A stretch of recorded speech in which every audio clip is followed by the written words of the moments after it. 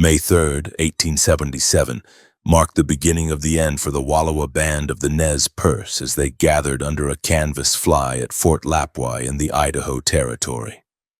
General Oliver Otis Howard stood before the assembled chiefs, his empty right sleeve pinned to his uniform jacket, a stark reminder of the arm he lost at the Battle of Fair Oaks during the Civil War. The air inside the council tent grew heavy with the smell of damp wool, unwashed bodies, and tobacco smoke. Outside, the spring rains turned the parade grounds of the fort into a slurry of mud and horse manure. Chief Joseph, known to his people as Heinmot Tuyalakekt, sat alongside his brother Ollicott and the elderly leaders Whitebird and Tuhulhulzot. They faced the representative of the United States Army, a man who carried the authority of a government determined to clear the Wallowa Valley for white settlement.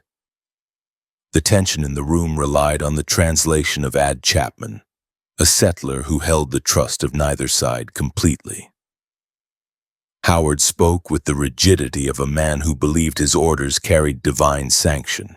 He demanded the non-treaty bands, those who had refused to sign away their lands in the Thief Treaty of 1863, abandon their ancestral homes in the Wallowa Valley of Oregon and relocate to the smaller Lapwai Reservation in Idaho. The demand ignored decades of occupation and the specific guarantee of the 1855 treaty. Tuhulhulzot, a ragged and broad-shouldered holy man with a voice like grinding stones, rejected the premise entirely. He argued that the earth was his mother and could not be divided by lines drawn on paper. Howard watched the old man with rising irritation. The general viewed Tuhulhulzot not as a diplomat but as an obstacle, a cross-grained growler who impeded the progress of civilization. For days the council circled the same impasse. The Nez Perce explained that the Creator made the land and the people to belong to one another. Howard countered with the legalities of the United States government, dismissing their spiritual connection as irrelevancies. On May 7th, the frustration in the tent snapped.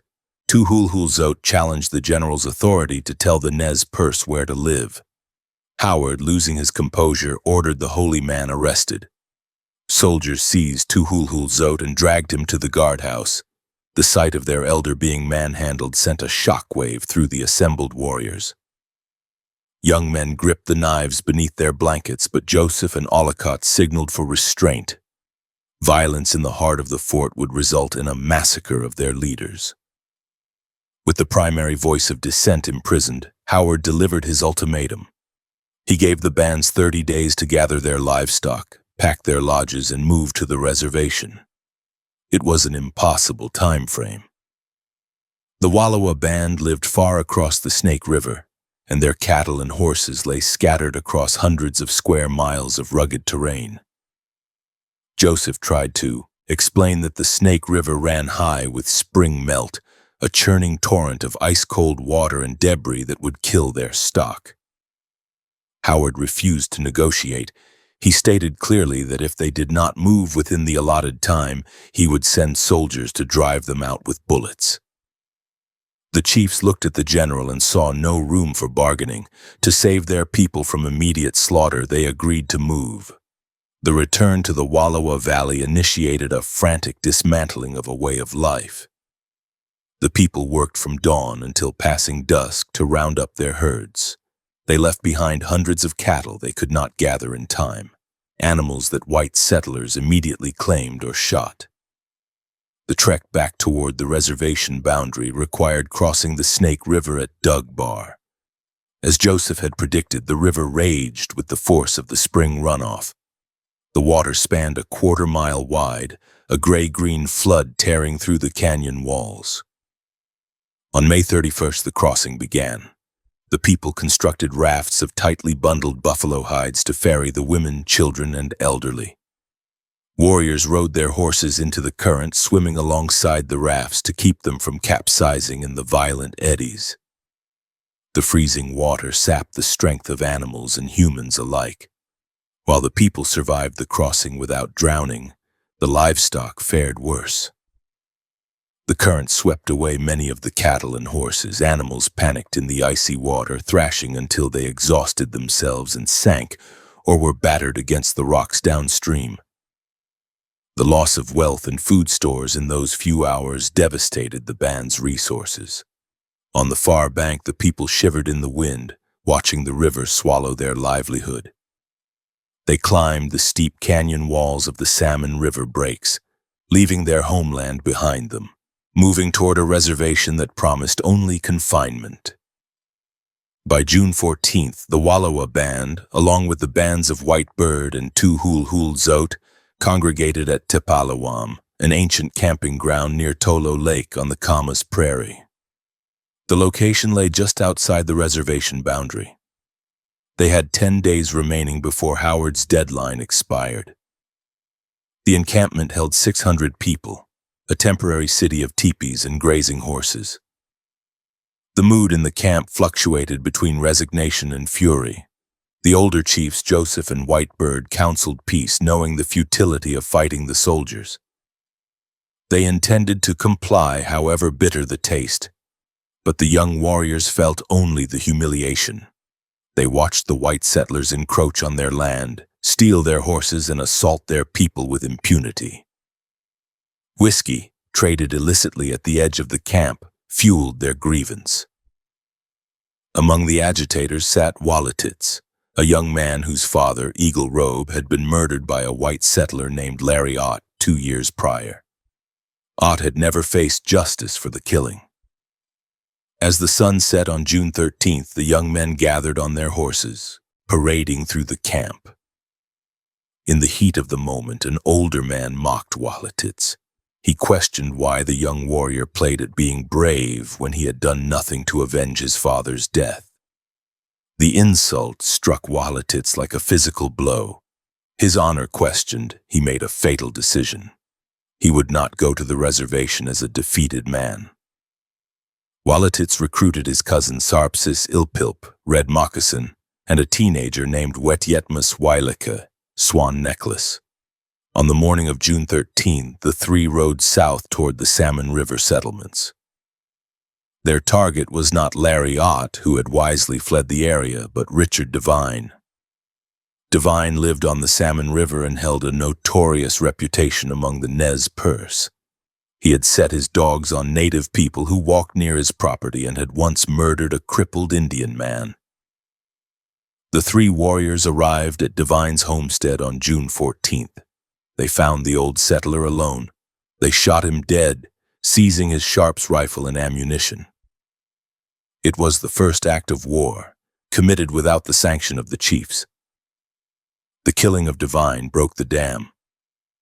The three warriors returned to the camp at Tolo Lake to announce their deed, displaying the captured rifle and a horse. The news horrified Joseph and Ollicott, who were away from the main camp butchering cattle on the opposite side of the Salmon River. In the main camp, however, the sight of blood and the tangible proof of vengeance electrified the disaffected young men. The war faction grew instantly. Wallititz and his companions, now joined by others, rode out again the following day. This time they targeted the ranch of Henry Elfers, a prosperous landowner in John Day Creek. Elfers and 2 of his hired men were working in a hayfield when the warriors descended. The Nez Perce cut them down before they could mount a defense. The warriors took horses, rifles, and ammunition from the Elfers' estate. The violence spread rapidly along the river. They intercepted a wagon train on the road, killing the teamsters. The group then moved to the ranch of James Manuel.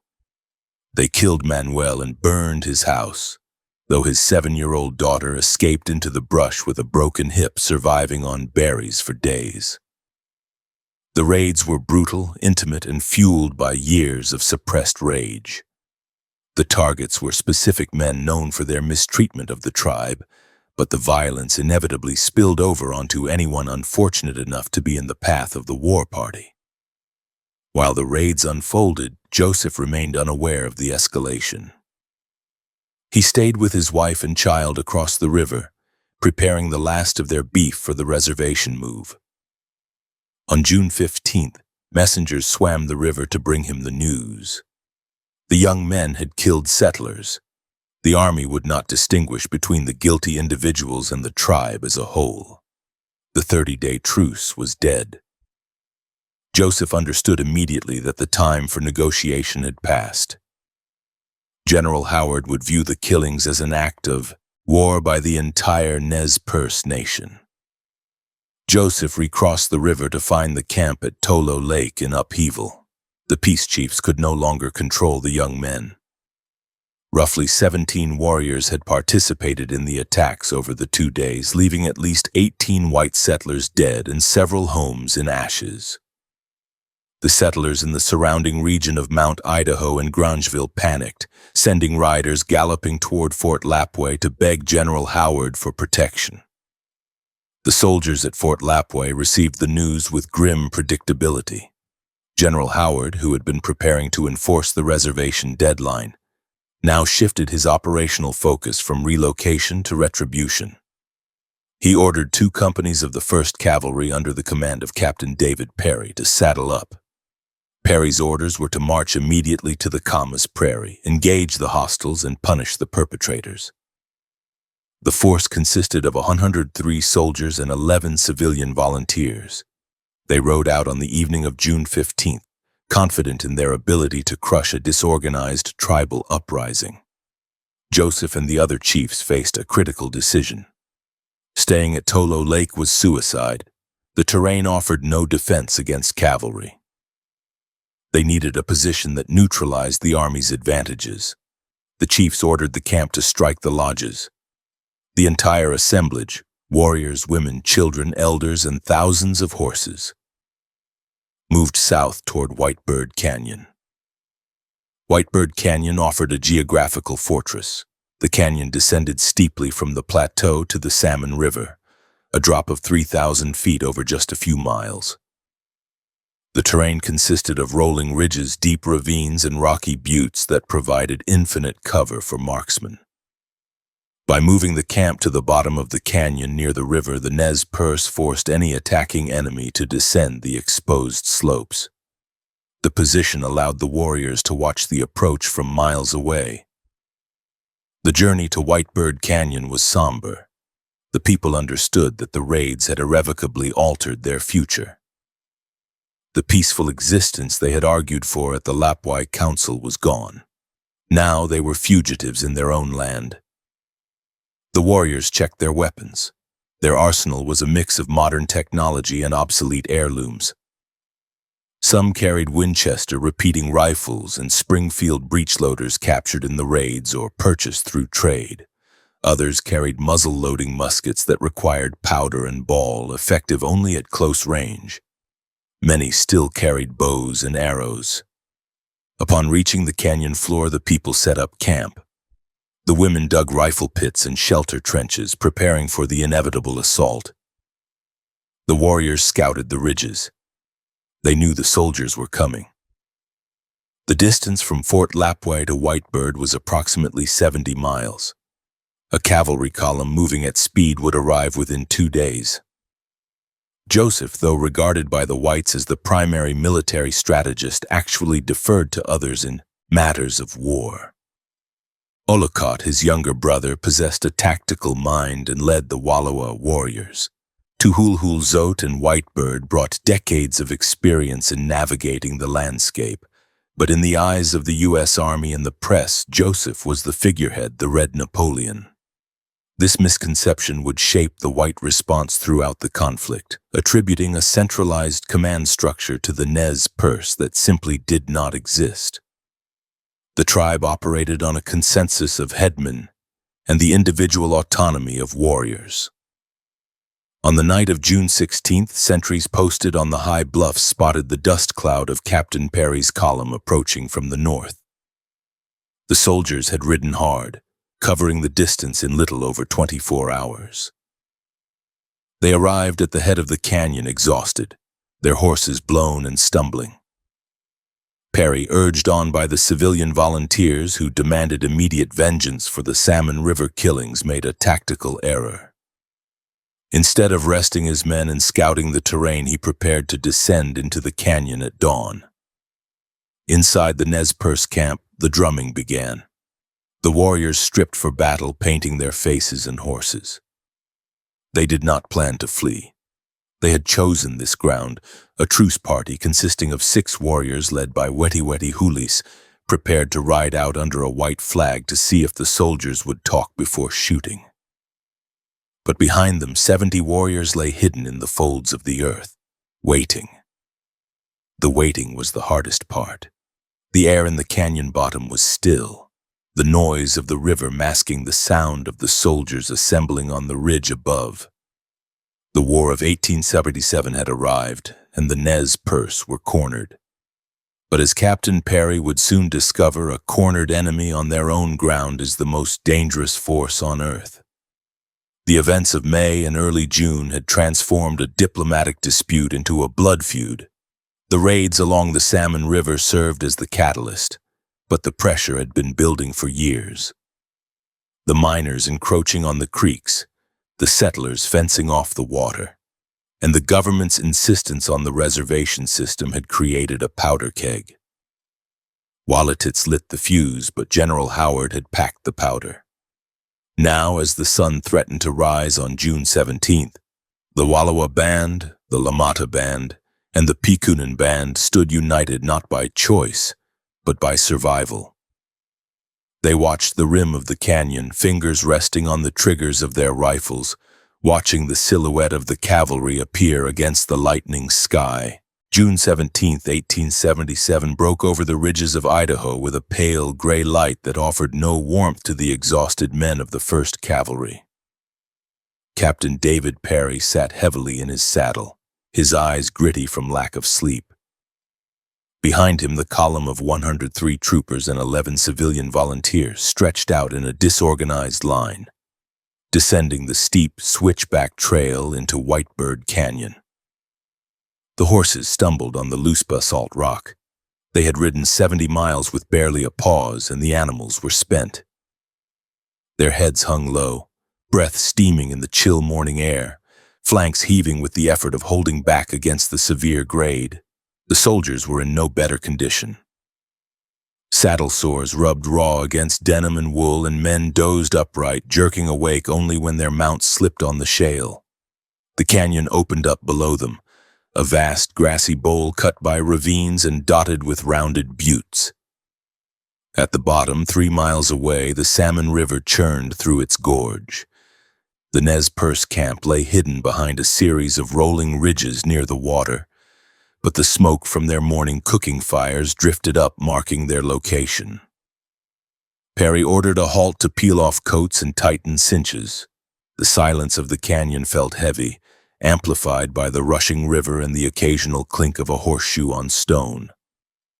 The 11 civilian volunteers, led by a man named Arthur Chapman, rode near the front. They were eager, boasting of how the Indians would run at the first sight of blue uniforms.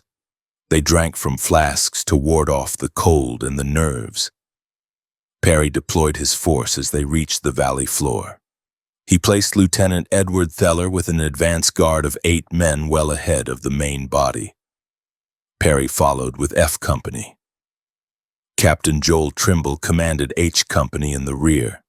The plan was simple: form a skirmish line, advance on the village, and demand surrender or open fire.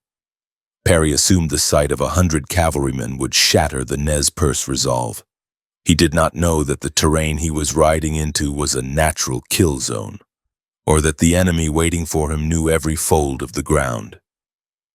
As the soldiers advanced across the uneven ground, a group of 6 Nez Perce riders emerged from a ravine to the front. They rode slowly, carrying a white flag of truce attached to a pole. Wetty Hulis led the group. They did not raise weapons. The peace chiefs back in the village still hoped to avoid a massacre. They wanted to talk. The soldiers froze, waiting for a command. Arthur Chapman, the civilian scout, did not wait. He harbored a deep hatred for the Nez Perce and feared that talk would delay the punishment he believed they deserved. He raised his rifle and fired twice at the truce party. The shots cracked sharply, echoing off the canyon walls. The truce party wheeled their horses and dove for cover. The white flag fluttered to the ground. The attempt at diplomacy ended in the time it took to cycle a lever. The response from the Nez Perce was instantaneous and terrifyingly precise. A single shot rang out from the rocky ridge to the left. Otstotpo, a warrior crouched behind a boulder, had sighted in on the most important man in the soldiers' formation aside from the captain. He fired. The bullet struck trumpeter John Jones squarely in the chest. Jones was thrown backward off his horse dead before he hit the ground. His bugle, the primary instrument of command and control for the cavalry in the noise of battle, was lost in the grass. With Jones dead, Perry lost the ability to signal maneuver orders to his spread-out troops. Suddenly, the ridges came alive. The Nez Perce did not fight as a single mass, but as independent squads moving with fluid coordination. From the front, warriors directed a withering fire into the advance guard. Lieutenant Theller and his 8 men scrambled to dismount and return fire, but their position offered zero cover. Bullets kicked up dirt into their faces and punched through the necks of their horses.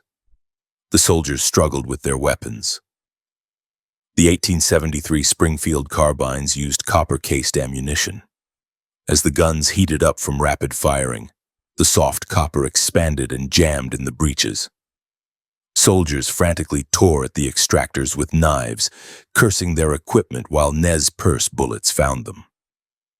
On the left flank, the civilian volunteers had taken a position on a high, rounded knoll that commanded the field. They felt secure on the high ground until 2 warriors, Firebody and 2 Moons, led a charge directly at them. The civilians, expecting the Indians to cower, panicked at the aggression of the assault. The warriors wore red blankets and rode with a fury that broke the volunteers' nerve instantly. The civilians fired a few wild shots and then turned their horses, fleeing back up the canyon in a chaotic rout. The collapse of the volunteer line on the left flank exposed Captain Perry's position completely. Ollicott, recognizing the tactical opening, led a group of warriors to sweep around the now open flank. They poured fire into F Company from the side and rear. The soldiers, caught in a crossfire between the warriors in the front and Ollicott's men on the flank, lost all cohesion. Men fell from their saddles. Horses, maddened by the noise and the smell of blood, bucked and bolted, carrying terrified troopers directly into the enemy lines or dragging them by the stirrups through the sagebrush. Perry shouted orders to charge, then to fall back to the next ridge, but without his trumpeter, his voice died in the cacophony of gunfire. The men could not hear him. They saw their comrades falling and the red-blanketed warriors closing in on 3 sides. Panic took hold. It was not an orderly retreat. It was a disintegration. Soldiers abandoned their skirmish lines and spurred their horses toward the canyon walls, seeking any escape from the valley floor. Captain Trimble, commanding H Company on the right, tried to hold a defensive line to cover the retreat. His men dismounted, kneeling in the grass to fire. But the Nez Perce marksmen, utilizing the cover of ravines and tall grass, picked them off with horrifying accuracy. The warriors did not waste ammunition. They stalked the soldiers, moving closer, firing only when they had a kill shot. A sergeant tried to rally his squad, but a bullet shattered his jaw. The line broke. H Company joined the stampede toward the rear. Lieutenant Theller found himself cut off. In the confusion, he and 18 men had been separated from the main body and pushed into a steep-sided ravine filled with brush. They were trapped. Warriors appeared on the rim of the ravine above them, firing down. Other warriors moved in from the mouth of the draw. Theller realized there was no escape. The fighting in the ravine became a brutal, close-quarters execution. The soldiers fired their revolvers until they were empty. The Nez Perce moved in, finishing the wounded. Theller died fighting, his body falling among the tangled brush and rocks. Not a single man from his detachment survived the trap. The retreat up the canyon walls turned into a gauntlet of death. The trail was narrow, steep, and exposed. As the panicked soldiers crowded onto the path, their horses slipping and sliding, the Nez Perce pursued them. This was not a pursuit of distance. The warriors rode right into the retreating column. They rode alongside the troopers, pulling them from their saddles or shooting them point blank. The dust raised by the horses choked the air, mixing with the gun smoke to create a blinding gray fog. Through the haze, the soldiers saw only the flashes of rifles and the faces of the warriors. Perry and Trimble managed to gather a small group of survivors on a ridge halfway up the canyon. They tried to make a stand to allow the stragglers to catch up, but the Nez Perce flankers were already moving above them, threatening to cut off the escape route entirely. The officers realized that if they stayed, they would die. They turned their horses and resumed the grim climb. The exhaustion of the horses became a critical factor. Animals collapsed, their hearts bursting from the strain, leaving riders on foot to scramble up the scree slopes. Nez Perce warriors rode down these dismounted men with ease. The pursuit continued for miles. The warriors chased the soldiers all the way to the top of the plateau. Only when the remnants of the cavalry reached the open ground near the staging area did the Nez Perce break off the attack. They had driven the invaders out. The warriors turned back, riding down the slopes past the bodies of the bluecoats scattered like debris along the trail. Silence slowly returned to Whitebird Canyon as the sun climbed higher. The battle had lasted only a few hours, but the devastation was absolute. The Nez Perce warriors moved among the fallen, checking for signs of life. They gathered the spoils of war. The victory yielded a massive cache of weapons. They collected 63 Springfield carbines and thousands of rounds of ammunition. They took revolvers, belts, and saddles. They stripped the blue coats from the dead to wear as trophies or to give to the women for cloth. The casualty count revealed the lopsided nature of the engagement. 34 U.S. soldiers lay dead in the canyon. 2 officers were among the slain. The retreat had been so hasty that the army left their dead where they fell, unburied and exposed to the sun and scavengers. In stark, miraculous contrast, the Nez Perce had suffered 0 fatalities.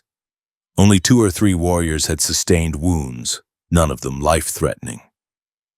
A force of 70 warriors, fighting with a mix of bows, muskets, and trade rifles, had routed a modern, well-equipped cavalry force nearly twice their size. The psychological impact on the survivors was profound. Perry and the remnants of his command limped back toward Grangeville. They were shattered men. They had ridden out with the arrogance of conquerors and returned as fugitives. The myth of the superiority of the U.S. Army had been dismantled in a single morning. The soldiers spoke in hushed tones of the marksmanship of the Nez Perce, of their ability to move invisibly through the grass, of the way they used the terrain as a weapon.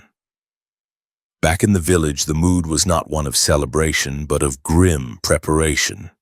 The chiefs knew what this victory meant. They had humiliated the government. General Howard would not rest now. He would send more men, bigger guns, and he would not stop until the stain of Whitebird Canyon was washed out with blood. The taking of the weapons was crucial. The warriors now possessed modern breech-loading rifles, the same weapons used by the soldiers. This leveled the tactical playing field significantly.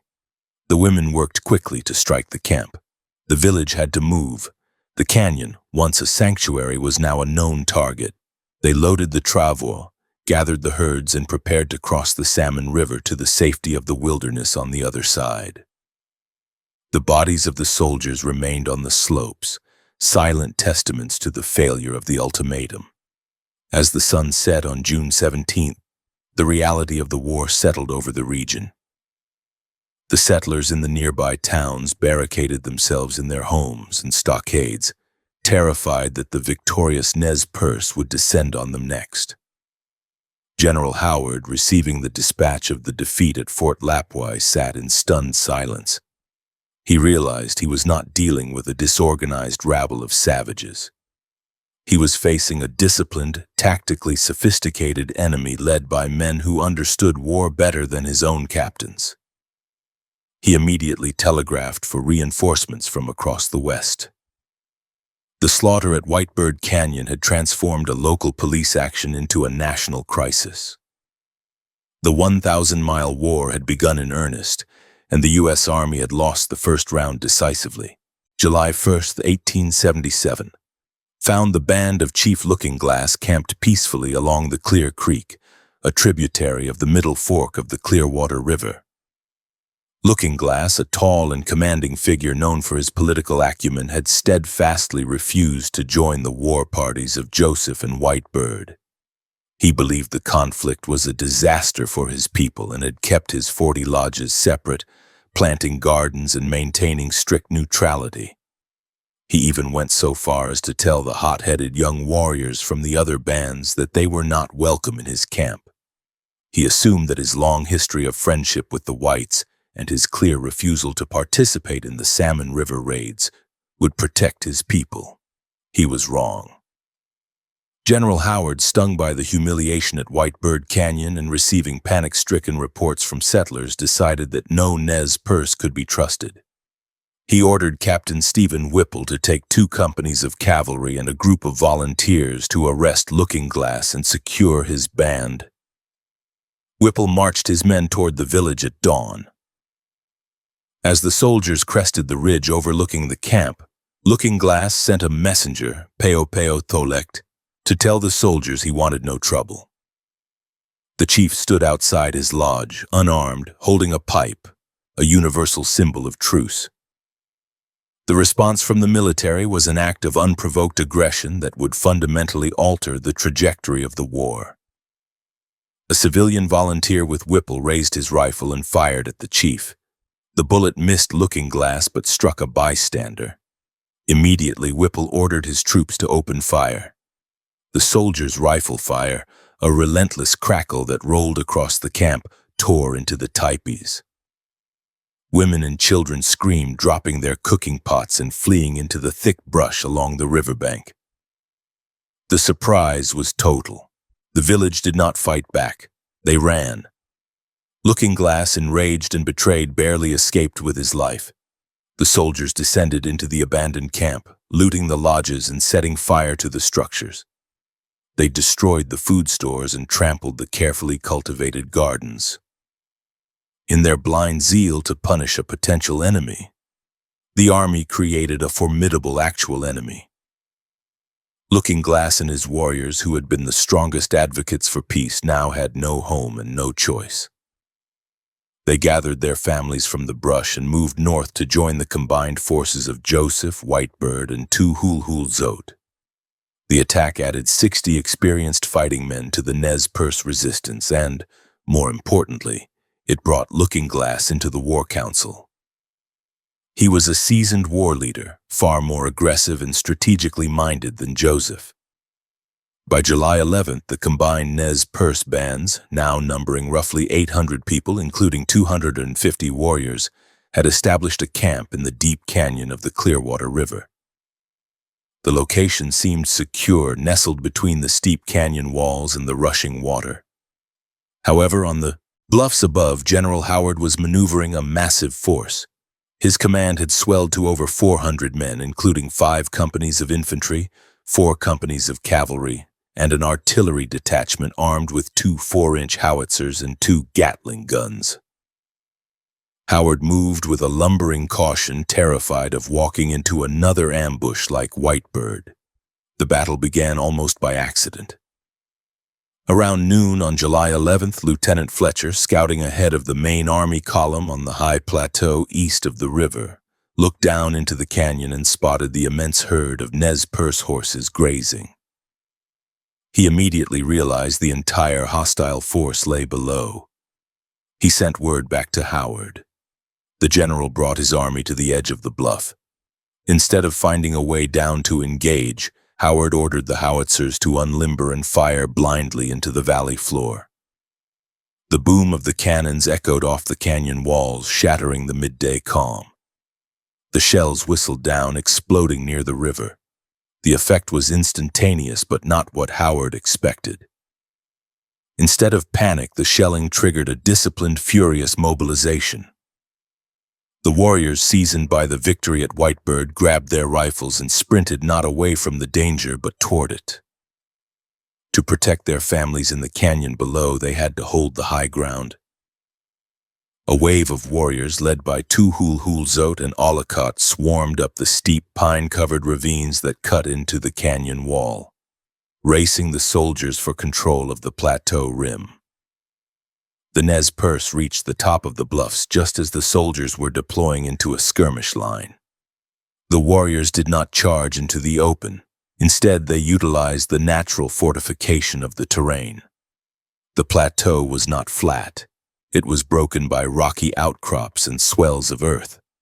The warriors threw themselves behind boulders and hastily constructed stone rifle pits, small circular forts of stacked rock that offered near-perfect cover. From these positions, they unleashed a blistering fire that pinned the army's center. The Battle of the Clearwater quickly evolved into a scorching stationary firefight. The heat was oppressive, with temperatures soaring past 90 degrees. The soldiers, exposed on the flat grassy tableland, baked in their wool uniforms. They had no water. The Nez Perce controlled the access to the river below, and the soldiers' canteens ran dry within the first hour. The thirst became a torment as the afternoon wore on. Men lay prone in the dry grass, their tongues swelling, choking on the dust kicked up by incoming bullets. The warriors fought with a swagger born of confidence. At one point, to demonstrate their contempt for the soldiers' marksmanship, several warriors stood up in full view of the army line, calmly lighting their pipes and smoking while bullets buzzed around them like angry hornets. They mocked the soldiers, shouting insults across the 200 yards of separation. But the tactical situation was deadly serious. The Nez Perce marksmanship was superior. They targeted the officers and the artillery crews. Howard ordered the Gatling guns forward to break the Indian line. The crews wheeled the heavy guns into position and began to crank. The noise was deafening, a continuous ripping sound. However, the Nez Perce were well protected in their rock forts. The Gatling fire chewed up the earth and splintered the rocks, but failed to dislodge the warriors. Whenever a gun crew exposed themselves to aim, Nez Perce snipers cut them down. The artillery fared no better. The howitzers boomed, sending shells over the heads of the warriors to explode harmlessly in the rear or crashing into the solid rock of the barricades. As the sun beat down, the Nez Perce attempted a flanking maneuver. A group of warriors moved through the tall grass on the army's right, threatening to encircle the supply train. The packers and civilian teamsters panicked, firing wildly. Howard had to divert reserves to shore up his flank, weakening his main line. The battle lines formed a semicircle, with the Nez Perce back to the river canyon and the army surrounding them on the land side. But the surrounded warriors were effectively holding off a force twice their size. Night fell, bringing a cessation of the heaviest firing but no relief from the misery. The soldiers lay in the darkness, parched and terrified. They could hear the chanting and singing coming from the Nez Perce camp down by the river. The sound was psychological warfare, a reminder that the enemy was not beaten. In the Nez Perce camp, the mood was mixed. They had held the soldiers off, allowing the women and children to remain safe for now, but the sheer number of troops on the bluff was worrying. The elders argued over the next move. Looking Glass argued for standing and fighting, convinced they could beat Howard. Joseph was less sure, worrying about the safety of the families. The morning of July 12th brought no change in the stalemate initially. The sun rose, bringing the heat and the thirst back instantly. The firing resumed. Howard, realizing his men were on the verge of breaking from dehydration and demoralization, knew he had to force a conclusion. He couldn't retreat. A retreat here would be a disaster worse than Whitebird. He ordered Captain Marcus Miller to take his battalion and execute a charge on the Nez Perce left flank. Miller's maneuver broke the deadlock. His soldiers fixed bayonets and surged forward, yelling as they ran. At the same moment, the army brought their howitzers to bear on the specific rock forts anchoring the Nez Perce line. The combination of the artillery pounding and the sudden infantry charge destabilized the warriors' position. The Nez Perce, seeing their flank turning and realizing they risked being cut off from the river and their families, began to fall back. The retreat from the bluffs was not a rout, but it was hasty. The warriors streamed down the ravines back to the river. The sight of the defensive line collapsing triggered a panic in the village below. Women struck the teepees with frantic speed, throwing belongings onto pack horses. But the army was now advancing to the rim of the canyon, firing down into the camp. The order came to abandon everything that couldn't be carried immediately. The Nez Perce fled north along the river, leaving behind a massive amount of material. The soldiers descended into the captured camp to find a trove of abandoned goods: buffalo robes, dried meat, flour, and personal heirlooms. They found the bodies of roughly 20 warriors who had died in the fighting or from wounds. The army had lost 13 men killed and 27 wounded. It was technically a victory for Howard. He had dislodged the enemy and captured their supplies, but he had failed to crush them. The Nez Perce fighting force remained intact. The loss of supplies at the Clearwater was a severe blow to the fleeing tribes. They had lost lodges, cooking equipment, and winter clothes, but they had their horses and their guns. They crossed the Clearwater River at Kamaya, burning the ferry behind them to slow Howard's pursuit. The warriors took up positions on the far bank, engaging in a long-range sniping duel with the soldiers to buy time for the families to organize. At Kamaya, the leadership of the coalition shifted. The people were disillusioned with the peace chiefs who had failed to prevent the war, and with the war leaders who had lost the camp. They turned to Looking Glass. He was a veteran of battles with the Crows and Blackfeet. He exuded confidence. Looking Glass declared that they would leave Idaho entirely. He proposed a trek across the Lolo Trail to Montana. He believed that the war was a misunderstanding with the Idaho settlers and General Howard. He argued that if they went to Montana, to the buffalo country, they would be leaving Howard's department. He naively believed the U.S. Army operated like a localized militia and would not follow them across the territorial border. He told the people they could join their friends the Crows, hunt buffalo, and live in peace until the trouble in Idaho blew over. It was a fatal miscalculation of the U.S. government's intent, but in the desperation of the moment it offered a plan. The people accepted Looking Glass as the supreme war leader for the march. On July 16th, the caravan turned its face toward the Bitterroot Mountains. They stared up at the Lolo Trail, an ancient, rugged path used for centuries to cross the divide. The peaks were still capped with snow. The trail was a labyrinth of fallen timber, steep ridges, and mud. General Howard waited at Kamaya, regrouping and waiting for fresh supplies. He watched the dust of the Nez Perce column disappear into the timber of the mountains. He knew the Lolo Trail.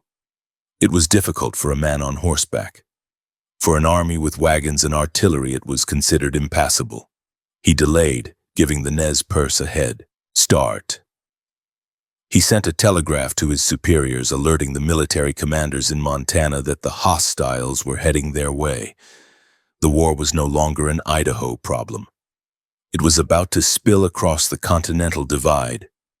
The Battle of the Clearwater proved that the Nez Perce could stand toe-to-toe with the U.S. Army in a pitched battle.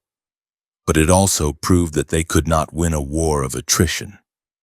They could not replace their lost ammunition or their dead warriors. The army had infinite reserves.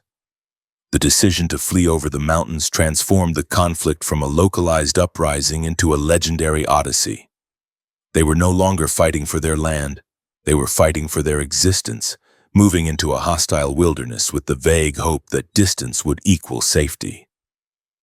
As the last warrior disappeared into the pine forests of the Lolo, the 1,000-mile war entered its most grueling phase. July 16, 1877, marked the beginning of an ordeal that would test the limits of human and animal endurance on the Lolo Trail. The Nez Perce caravan, stretching for miles, entered the timber of the Bitterroot Mountains. The trail was not a road, but a prehistoric scar across the spine of the continent. A narrow, twisting path that clung to the sides of precipitous ridges and plunged into dark, choked ravines. The elevation gained rapidly, the air thinning and cooling with every mile. Rain fell in relentless, freezing sheets, turning the forest floor into a quagmire of black mud that sucked at the hooves of the horses. The procession consisted of nearly 3,000 horses and 800 people. The warriors rode the flanks, eyes scanning the dense undergrowth for pursuit, but the real enemy was the terrain. Ancient cedars and firs, toppled by winter storms, lay across the path in tangled barricades. The horses had to jump these obstacles or scramble over them, their hooves scraping against the wet bark. Pack animals, top-heavy with the remaining supplies, frequently lost their footing. A slip meant a tumble of hundreds of feet down the steep slopes, the animal screaming as it crashed through the brush to its death on the rocks below. The people could not stop to retrieve the bodies or the goods.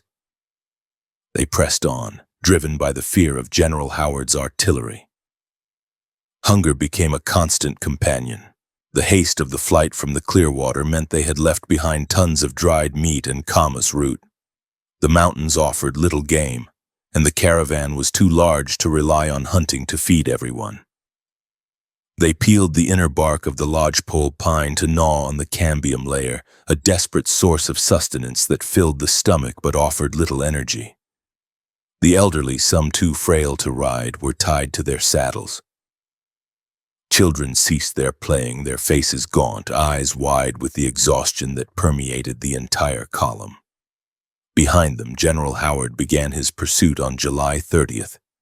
Nearly 2 weeks after the Nez Perce entered the mountains. The delay was critical, but the army faced its own nightmare. Howard's command included heavy supply wagons, artillery, and sawing crews. They could not scramble over the fallen timber like the Nez Perce ponies. They had to cut a road. The sound of axes and crosscut saws echoed through the valleys as the soldiers hacked a path through the wilderness.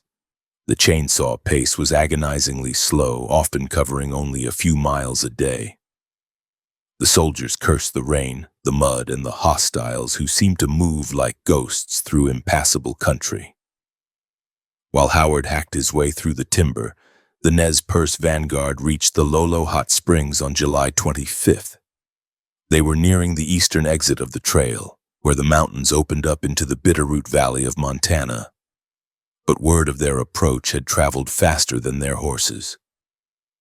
Telegraph wires had carried the news to Captain Charles Ron at Fort Missoula.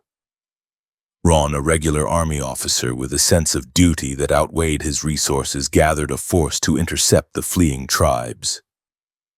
Ron had only 35 regular soldiers of the 7th Infantry. Knowing this was insufficient to stop 250 warriors, he issued a call for volunteers. Over 150 civilian militia from the Bitterroot Valley answered the summons, motivated by fear for their homes and families. They marched to a narrow choke point in Lolo Canyon, a few miles up from the valley floor. Here, the canyon walls constricted, forcing the trail into a tight corridor along the creek. It was a perfect defensive position. The soldiers and volunteers worked feverishly to construct a barricade. They felled trees and stacked logs, creating a formidable breastwork of earth and timber that spanned the width of the canyon floor. They dug rifle pits and cleared fields of fire. Ron positioned his men behind the logs, their rifles trained on the bend in the trail where the Nez Perce would appear. He intended to bottle them up in the mountains, starving them into surrender or holding them until General Howard could attack from the rear. On July 26, the Nez Perce scouts spotted the fortification. The main column halted. Looking Glass, confident in his belief that the war was an Idaho issue, rode forward to parley. He met Ron in the open ground between the lines. The contrast was striking, the exhausted, travel-worn chief and the anxious but determined captain. Looking Glass stated his terms clearly. He had no quarrel with the people of Montana. He simply wanted to pass through the valley in peace to reach the buffalo country. He promised that if the soldiers let them pass, his warriors would not harm a single settler or steal a single cow. Ron refused. His orders were explicit. Stop the Nez Perce, disarm them, and hold them. He demanded unconditional surrender. Looking Glass laughed at the idea. His warriors were unbeaten. They still possessed their rifles and their horses. Surrender was not an option. The parley ended with a stalemate. Ron returned to his barricade, and Looking Glass returned to the council. For 2 days, a tense standoff ensued. The Nez Perce camped just out of rifle range. The warriors rode casually along the ridges, observing the soldiers. In the valley below, the civilian volunteers began to waver. They had joined Ron to protect their homes, not to fight a pitched battle for the U.S. Army. Many of them knew the Nez Perce personally from years of trade. As word of Looking Glass's promise of peace circulated among the militia, the resolve of the volunteers crumbled. They realized that if they fired the first shot, the Nez Perce would burn the valley to the ground. If they let them pass, they might survive. While the diplomats talked, the Nez Perce scouts found a solution. The barricade blocked the canyon floor, but it did not block the mountains themselves. To the north of the canyon, a steep, timbered ridge rose sharply. It seemed impassable for horses, a tangle of deadfall and rock faces. Ron had dismissed it as a flank route, believing no cavalcade of women, children, and pack animals could navigate such a grade. On the morning of July 28th, the soldiers behind the barricade waited for the attack. The sun rose, illuminating the empty trail in front of them. Silence hung heavy in the canyon. Suddenly, a sound drifted down from the high ridge to the north, the singing of women and the barking of dogs. Ron looked up in disbelief. High above the canyon floor, the entire Nez Perce nation was moving along the skyline. The warriors had discovered a goat trail leading up the side of the ravine. During the night and early morning, they had guided the horses and travois up the precipitous slope. It was a feat of mountaineering genius. They bypassed the barricade completely, traversing the high ground and descending into the Bitterroot Valley well behind the soldiers' position. They did not fire a shot. They simply walked around the obstacle. Ron was furious. He ordered his men to scramble up the ridge to intercept them, but it was too late. The Nez Perce had already reached the valley floor.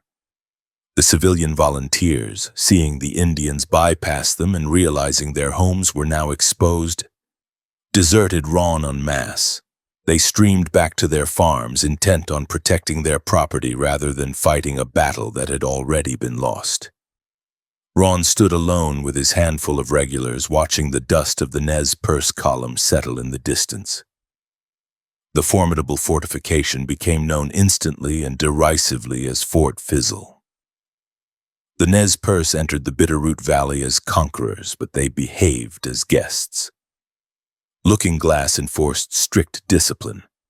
He placed police warriors along the column to ensure no young men broke ranks to raid. They moved slowly south toward the town of Stevensville. The settlers, terrified at first, watched from their windows with loaded shotguns. But as the column passed, the warriors waved. They did not burn barns. They did not kill livestock. In Stevensville, a surreal scene unfolded. The Nez Perce needed supplies. They had money, gold dust and currency saved or taken during the war. They entered the general stores of the town. The white merchants, initially paralyzed by fear, quickly realized that the Indians were paying customers. The war stopped for an afternoon of commerce. Warriors bought flour, coffee, sugar, and tobacco. They purchased fresh horses to replace the ones lost on the Lolo. They paid fair prices, sometimes even overpaying. The settlers, seeing the cash, relaxed. The bloodthirsty savages described in the newspapers were buying denim and calico. Some settlers even opened their homes, trading fresh bread and vegetables for trade goods. It was a moment of bizarre normalcy in the midst of a desperate flight. The Nez Perce believed this proved their point. They were not enemies of the whites, only enemies of General Howard and the injustice in Idaho. Looking Glass felt vindicated. His strategy of peace in Montana was working. However, this false sense of security planted the seeds of future disaster. The easy passage through the Bitterroot convinced Looking Glass that the war was indeed left behind. He believed the U.S. Army was not a unified force, but a series of disconnected local commands. He thought that by outwitting Ron and leaving Howard in the mountains, they had won the race. He slowed the pace of the march. The people were exhausted. The horses needed to graze. They moved leisurely south, averaging only 12 to 15 miles a day. General Howard, meanwhile, was not gone. He had finally cleared the Lolo Trail. He arrived at Fort Fizzle to find Ron humiliated and the birds flown. But Howard also received a new piece of intelligence. A fresh column of troops was moving from the east. Colonel John Gibbon, commanding the 7th Infantry out of Fort Shaw, was marching west with 161 regulars. He was gathering civilian volunteers along the way. While the Nez Perce camped and traded in the Bitterroot, Gibbon was force-marching his men across the divide. He moved with a speed that Howard lacked. He utilized wagons to transport his infantry part of the way, keeping them fresh. He picked up the trail of the Nez Perce south of Stevensville. The peace in the Bitterroot was an illusion. The telegraph wires were humming. The trap was closing, not from behind, but from the front.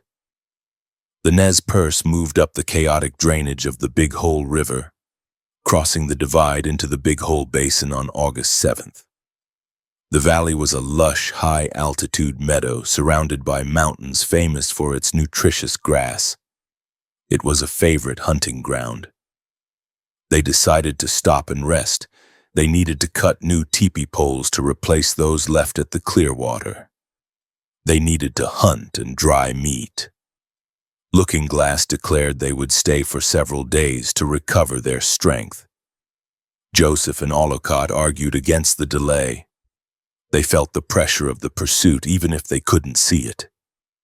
They wanted to keep moving toward the Canadian border or the Crowlands, but Looking Glass was the war chief, and his success at Fort Fizzle gave him absolute authority. The council voted to rest. They set up camp in a meadow along the North Fork of the Big Hole River. The location was idyllic. Willows lined the stream, providing shade and cover. The open meadow offered grazing for the 3,000 horses. The women set up 89 teepees. Smoke rose from the cooking fires. Children played in the creek. For the first time since June, the Nez Perce felt safe. They did not know that Colonel Gibbon's scouts had already located them. On the night of August 8th, Gibbon moved his column into position on the pine-covered hillside overlooking the sleeping village. The soldiers watched the fires die down.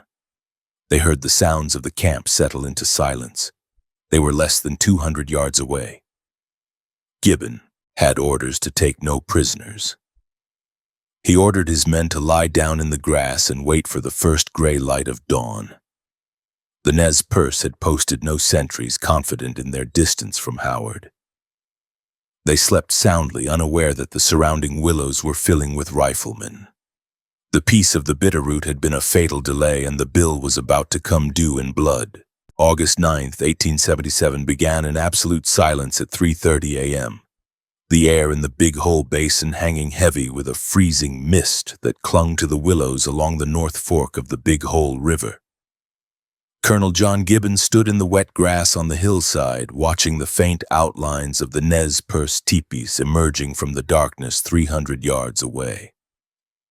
His command consisted of 163 regular soldiers from the 7th Infantry and 34 civilian volunteers.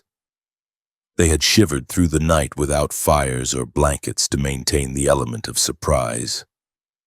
Their breath drifted in white plumes as they checked the breech blocks of their 1873 Springfield rifles. Gibbon passed the order down the line in a whisper. Advance in skirmish formation, hold fire until the village is alerted, then shoot low into the lodges. The intent was extermination. The soldiers moved down the slope, boots sinking into the marshy ground. They reached the edge of the river, the water running black and cold. As the line stepped into the waist-deep current, a single Nez Perce man, Natalekin, emerged from the willows on the opposite bank. He was an early riser heading out to check the horse herd grazing on the hillside. He rode his horse directly into the path of the advancing infantry. In the gloom, he squinted at the shapes in the water. He likely never comprehended what he saw.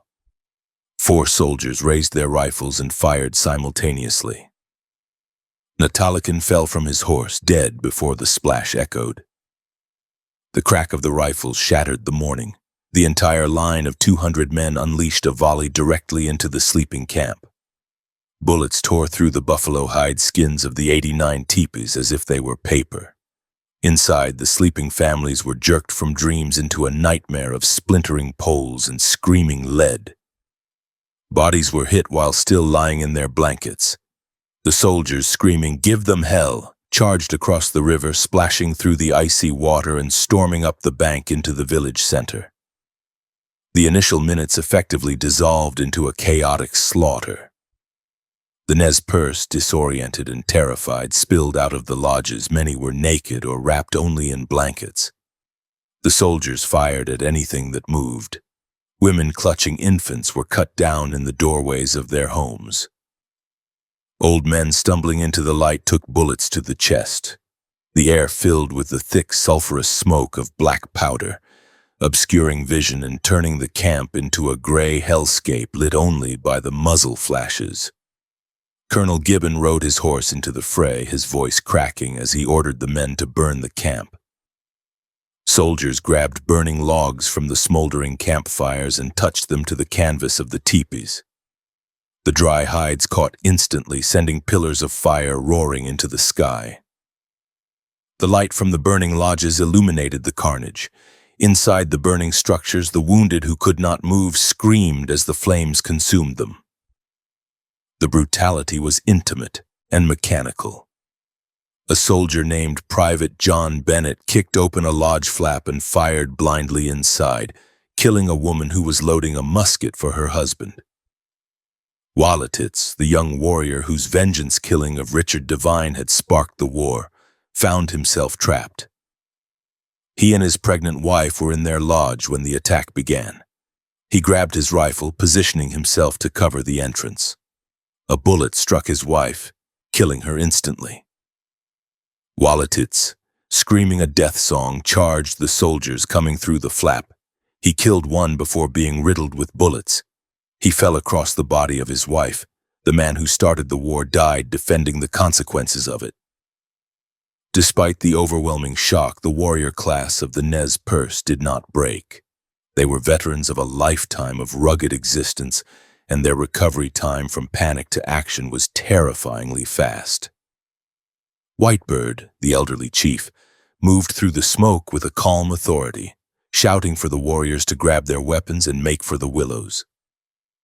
He directed the men to the lower end of the camp, away from the main thrust of the soldiers' advance. The resistance began as isolated pockets of defiance. A warrior named Grizzly Bear Youth, awakened by the shooting, found himself grappling hand-to-hand with a soldier who burst into his teepee. The soldier clubbed him with a rifle butt. Grizzly Bear Youth, dazed and bleeding, managed to shove the soldier aside, grab his own weapon, and scramble into the brush. He rallied a group of young men in the thickets along the riverbank. They began to return fire, aiming for the silhouettes of the soldiers illuminated by the burning lodges.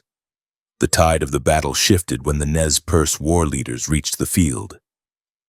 Rainbow and 5 Wounds, two of the most respected fighters in the tribe, had slept in the same lodge. They emerged together. Rainbow, known for his prowess in the Buffalo Wars, was shot through the heart almost immediately. He fell in the center of the camp. 5 Wounds, seeing his brother in arms fall, disregarded cover. He vowed to die alongside his friend. He charged the soldier line, firing his Winchester until a bullet struck him in the chest. He collapsed and died, touching Rainbow's body. The death of these two legendary figures did not demoralize the Nez Perce. It enraged them. From the willows and the riverbanks, the Nez Perce fire intensified. The soldiers, initially drunk on the ease of the massacre, suddenly found themselves standing in the open, silhouetted by fire, facing an invisible enemy hidden in the dark brush. The kill zone reversed. Soldiers began to drop. Captain John B. Catlin, commanding the volunteers, saw his men waver. Lieutenant James Bradley, leading the charge on the north end of the camp, was searching for the horse herd to cut off the Indian retreat. A Nez Perce marksman tracked him through the trees and put a bullet through his head. Bradley fell dead, and his leaderless detachment crumbled. The warriors, now numbering around 60 effective fighters, began a flanking maneuver.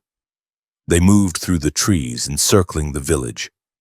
The soldiers realized they were no longer the hunters. The Nez Perce crossfire cut through the smoke, striking men from 3 sides. Gibbon, seeing his line disintegrating and taking a bullet in the leg himself, realized the village was untenable. If they stayed in the open among the burning lodges, they would be wiped out. He ordered a retreat. The army fell back across the river to a wooded point of pine trees at the base of the mountain slope. The retreat was desperate. Soldiers dragged their wounded comrades through the water, the river running red with blood. They scrambled up the bank into the timber, dropping behind fallen logs and hastily digging shallow rifle pits with trowel bayonets and bare hands. The Nez Perce followed them. The warriors occupied the high ground above the timber and the willows below it, effectively pinning the entire command in a siege perimeter. As the sun climbed higher, the heat in the basin rose. The siege at the wooded point became a test of endurance. The soldiers were pinned flat. Any man who raised his head to fire was instantly targeted. The Nez Perce marksmen were relentless. They shot the legs of the army horses tied in the timber, bringing the screaming animals down to use their carcasses as cover or simply to deny the soldiers' mobility. The smell of dead horses, burnt powder, and blood filled the small grove. Around 9 a.m., a sound from up the trail offered the soldiers a glimmer of hope. The 6-man crew of the mountain howitzer, which had been trailing behind the main column, appeared on the ridge. They had struggled to move the heavy gun through the timber, but were now ready to deploy. If the cannon could be brought to bear, a single shell filled with canister shot could clear the Nez Perce from the willows. The soldiers in the pits cheered hoarsely. The Nez Perce understood the threat of the thunder gun instantly. A group of 30 warriors led by Ollicott and Whitebird abandoned their positions near the siege lines and sprinted up the slope toward the cannon. The howitzer crew had time to fire 2 rounds, but they had not set the fuses correctly. The shells screamed over the heads of the warriors and exploded uselessly in the distance. Before they could reload, the wave of warriors hit them. The fighting was brief and brutal. The warriors killed or wounded the entire gun crew. They seized the cannon. Since they did not know how to operate it, they dismantled it, throwing the barrel down a ravine and smashing the carriage wheels. Crucially, the capture of the howitzer also yielded a pack mule carrying 2,000 rounds of Springfield ammunition. This was a catastrophe for the army. The Nez Perce, who were running low on powder, now possessed a fresh supply of the exact caliber cartridges needed for their captured military rifles. The warriors distributed the ammunition immediately, intensifying the fire into Gibbon's entrenchments. Inside the siege perimeter, the situation deteriorated. The soldiers had no water. The river was only a few yards away, but the zone between the trees and the water was a death strip. Any man who tried to crawl to the bank was shot. The wounded groaned in the heat, begging for water. Among the soldiers cowered a few Nez Perce captives, children who had been snatched during the initial assault. They cried continuously. The soldiers' nerves frayed to the breaking point threatened to kill them to shut them up. The Nez Perce women played a critical role in the battle's second phase. While the warriors kept the soldiers pinned, the women returned to the smoking ruins of the village. They showed immense courage, walking through the smoldering debris to retrieve blankets, saddles, and food. They found the wounded and dragged them to safety. They also found the dead. The wailing of the women mourning their husbands and children drifted up to the soldiers' lines, a haunting counterpoint to the crack of rifles. The casualty count for the Nez Perce was devastating. Between 60 and 90 people lay dead. Of these, only 30 were warriors. The rest were women, children, and the elderly. The loss of life was staggering for a traveling village, yet they had inflicted severe punishment on Gibbon's force. The army suffered 31 dead and 38 wounded. Nearly 40% of Gibbon's command was effectively out of the fight. The colonel himself, bleeding from his leg wound, leaned against a pine tree, unable to direct the battle effectively. As the afternoon wore on, the Nez Perce leaders met. They knew General Howard was still days behind, but Gibbon was paralyzed. They had the soldiers trapped, but they could not stay. The stench of death in the valley was overpowering, and they had to get the wounded and the surviving families to safety. They decided to leave a rearguard of snipers to keep the soldiers pinned while the main caravan packed up and moved south. At 11 p.m. on August 9th, the main body of the Nez Perce began to move. They tied the wounded to travois poles.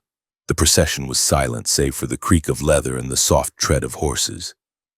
They left the dead unburied. There was no time for ceremony.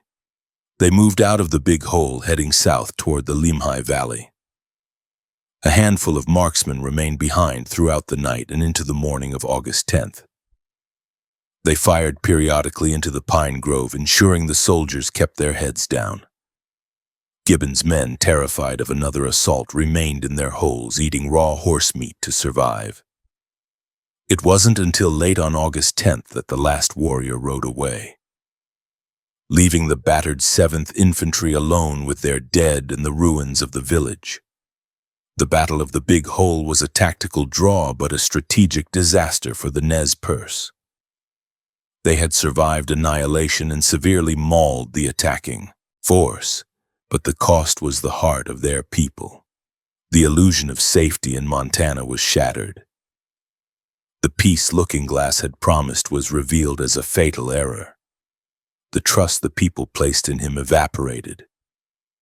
From this point forward, the leadership dynamic shifted. Looking-Glass was shamed, his credibility destroyed by the surprise attack. The voice of Lean Elk, also known as Poker Joe, began to rise. He was a sub-chief who knew the Montana geography intimately and advocated for speed and ruthlessness. The war had changed character again. It was no longer a flight, it was a death march.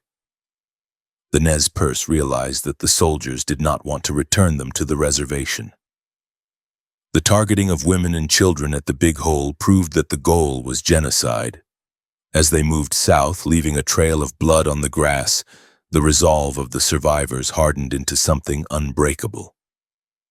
They would not negotiate again. They would fight until the last cartridge, for they now understood that surrender meant death just as surely as the bullet. August 19, 1877, brought a moonless darkness to the high desert of the Idaho Territory, cloaking the sprawling encampment of General Oliver Otis Howard in a suffocating black void.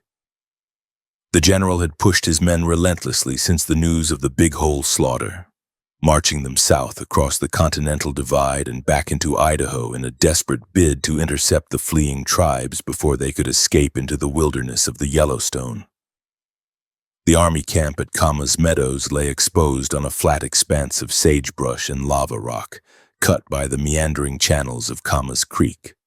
The soldiers slept in exhaustion, their tents pitched in precise military rows, while the pivotal asset of their pursuit, the livestock, grazed nearby. 3 distinct herds occupied the meadow: the cavalry horses, the officers' mounts, and the logistical heart of the column, the pack mule train. The Nez Perce watched the camp from a low ridge less than a mile away. They were no longer the trusting refugees of the Bitterroot Valley. The massacre at the Big Hole had cauterized their optimism and replaced it with a cold, predatory, tactical awareness. The wounds from that dawn attack were still fresh. Warriors rode with dirty bandages binding shattered limbs, and the travois carrying the maimed women and children creaked with every rotation of the wheels. Lean Elk, also known as Poker Joe, had assumed the role of primary trail boss after the failure of Looking Glass. He drove the people hard, moving early and camping late, but he knew they could not outrun the cavalry indefinitely on tired horses. They needed to stop the pursuit not by speed but by crippling the machine chasing them. The plan formed in the minds of the war leaders, Olcott, Tuhulhulzot, and a daring warrior named Blackhair. They observed that the soldiers relied entirely on their supply wagons and heavy equipment. Without the mules to pull the wagons and carry the mountain howitzers, Howard's army would be anchored to the spot. The objective was not to kill soldiers, though that would be a welcome bonus. The objective was to steal the mobility of the U.S. Army. Shortly before midnight, a strike force of approximately 28 warriors mounted their best horses. They did not paint themselves for war or sing the death songs that typically preceded battle. This was a commando raid requiring absolute silence. They stripped their gear down to the essentials: rifles, knives, and lassos. They rode slowly down the slope toward the sleeping camp. As they approached the picket line, the warriors adopted a brilliant deception. They formed a column of twos, mimicking the riding formation of a U.S. cavalry patrol returning from a scout. In the darkness, the sentries saw only the silhouette of a disciplined unit approaching the perimeter. The warriors rode with a stiff, upright posture, hiding their braids and blankets. They moved brazenly toward the herd of 150 pack mules. The sentry on duty, Private William H. Watson, watched the approaching column. He hesitated. The riders looked like soldiers, but they did not signal. As the distance closed to within pistol range, the illusion shattered. A warrior kicked his horse into a gallop, screaming a war cry that ripped through the silence. The column of twos dissolved into a swarm of riders charging directly into the mule herd. The chaos was instantaneous. The warriors fired their rifles into the air and slapped their quirts against their leggings, creating a cacophony designed to terrify the animals. The mules, skittish by nature and already nervous from the smell of the strange riders, panicked. They tore their picket pins from the ground and stampeded. The sound of hundreds of hooves pounding the dry earth sounded like rolling thunder. Inside the army tents, the soldiers woke to the sound of the apocalypse. Men scrambled for their boots and rifles in the dark, tripping over equipment and each other. Bugles sounded the alarm, the notes warring with the screams of the mules and the yells of the Nez Perce. General Howard emerged from his tent to see his supply train vanishing into the night in a cloud of dust. The warriors drove the herd north, whooping and firing back at the muzzle flashes erupting from the camp. General Howard ordered an immediate pursuit. He could not afford to lose the mules. He commanded Major George Sanford to take 3 companies of the 1st Cavalry, Companies B, I, and L, and saddle up. The troopers, groggy and disoriented, managed to mount and form a line within 20 minutes. They rode out into the darkness, following the noise of the stampede. The chase stretched over several miles of treacherous ground. The terrain at Camas Meadows was a geological nightmare of broken lava flows, hidden fissures, and tall, stiff sagebrush that could tear a horse's legs apart. The cavalry rode at a gallop, risking their necks with every stride. Ahead of them, the Nez Perce drovers realized that the mules were slowing them down. The animals were stubborn, scattering in different directions. The warriors managed to secure about 150 animals, mostly mules, but also some cavalry horses that had been swept up in the panic. As the sun began to streak the eastern horizon with a pale, bloodless light, the pursuit column caught up to the rear guard of the Nez Perce. The warriors had anticipated this. They had not simply run away. They had led the soldiers into a trap. Approximately 5 miles from the main camp, the flat meadow abruptly ended at a ridge of jagged lava rocks, a natural fortress of black stone ramparts. The Nez Perce sharpshooters led by Olcott had dismounted and taken positions in the lava beds. As the cavalry charged across the open ground, the warriors opened fire. The volley was disciplined and low. Bullets struck the lead horses, sending them crashing into the sagebrush. The momentum of the cavalry charge evaporated instantly. Major Sanford, realizing he was riding into a prepared kill zone, ordered his men to dismount and skirmish. The battle that followed, known as the Battle of the Lava Beds, was a chaotic, close-range engagement fought in the half-light of dawn. The soldiers flattened themselves behind sagebrush, which offered visual concealment but no protection against heavy-caliber bullets. The Nez Perce, hidden behind the basalt boulders, had the advantage of hard cover and superior positioning. They worked the levers of their Winchesters, suppressing the soldiers' fire while flanking parties moved around the edges of the army line. Captain Randolph Norwood, commanding Company L, found himself in a particularly precarious position. In the confusion of the deployment, his company had pushed further forward than the others, advancing to a rocky ridge roughly 300 yards ahead of the main line. When the rest of the cavalry under Sanford's order began to withdraw to a more defensible position, Norwood did not receive the order. Or if he did, he was already too engaged to execute it. Norwood's company was cut off. The Nez Perce encircled them immediately. The warriors slipped through the gaps between Norwood and the main force, effectively isolating the 50 men of Company L. The soldiers scrambled to build breastworks, piling up loose lava rocks to create a crude perimeter. The air filled with the whine of ricochets and the smell of sulfur. The Nez Perce pressed the attack on Norwood's position with ferocity. They crawled through the tall grass, getting within 50 yards of the barricades. A warrior named Peo Tolect displayed immense bravery, leaping from rock to fire down into the soldiers' pits. The soldiers returned fire desperately. 2 of Norwood's men were killed almost immediately, shot through the gaps in the rocks. 6 others lay wounded, bleeding onto the black stone. The cries of the wounded men begging for water and morphine added to the psychological strain of the siege. Back at the main line, Major Sanford realized that Norwood was trapped. However, the intensity of the Nez Perce fire prevented a rescue attempt.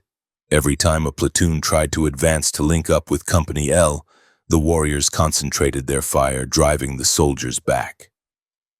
The Nez Perce had established fire superiority. They controlled the battlefield. The siege of Norwood's company lasted for 4 grueling hours. The sun rose higher, baking the black lava rock until it was too hot to touch. The soldiers lay pinned, unable to move without drawing fire. They conserved their ammunition, firing only when they saw a target. The Nez Perce, secure in their victory with the stolen herd, did not feel the need to overrun the position and suffer unnecessary casualties. They kept the pressure on, ensuring the army remained paralyzed while the stolen mules were driven further north to the main tribal caravan. General Howard, back at the camp, heard the distant gunfire and realized the skirmish had turned into a pitched battle. He organized a relief force, gathering infantry and artillery to march to the lava beds. The Nez Perce scouts watched the dust of the reinforcements rising from the camp. They signaled the warriors at the front. The objective had been achieved. They had the mules, They had halted the pursuit, and they had inflicted casualties without losing a single warrior. At a signal from Olcott, the Nez Perce fire slackened. The warriors began to melt away from the lava beds, slipping back into the landscape with the same ghostly silence with which they had arrived. They mounted their horses and rode north to rejoin the families. When Howard's relief column finally reached Norwood's position around mid-morning, they found the men of Company L shaken and exhausted. The soldiers pulled their dead from behind the rock walls. Private Bernard Brooks and Private Charles Colvin were buried in shallow graves in the lava field. The wounded were loaded onto stretchers. The army retreated back to the main camp at Camas Meadows. The raid was a masterstroke of guerrilla warfare. The Nez Perce had captured over 150 pack mules and horses. While some of the animals were recaptured during the initial stampede, the loss of the remainder was a logistical catastrophe for General Howard. Without mules to carry the fodder and ammunition, his wagons were useless in the rough terrain. He was forced to halt his pursuit entirely to reorganize his transport and wait for replacement animals to be brought up from the rear. For the Nez Perce, the raid provided a crucial breathing space. The stolen mules were not just a deprivation for the enemy, they were a resource. The warriors used them to replace their own exhausted pack animals.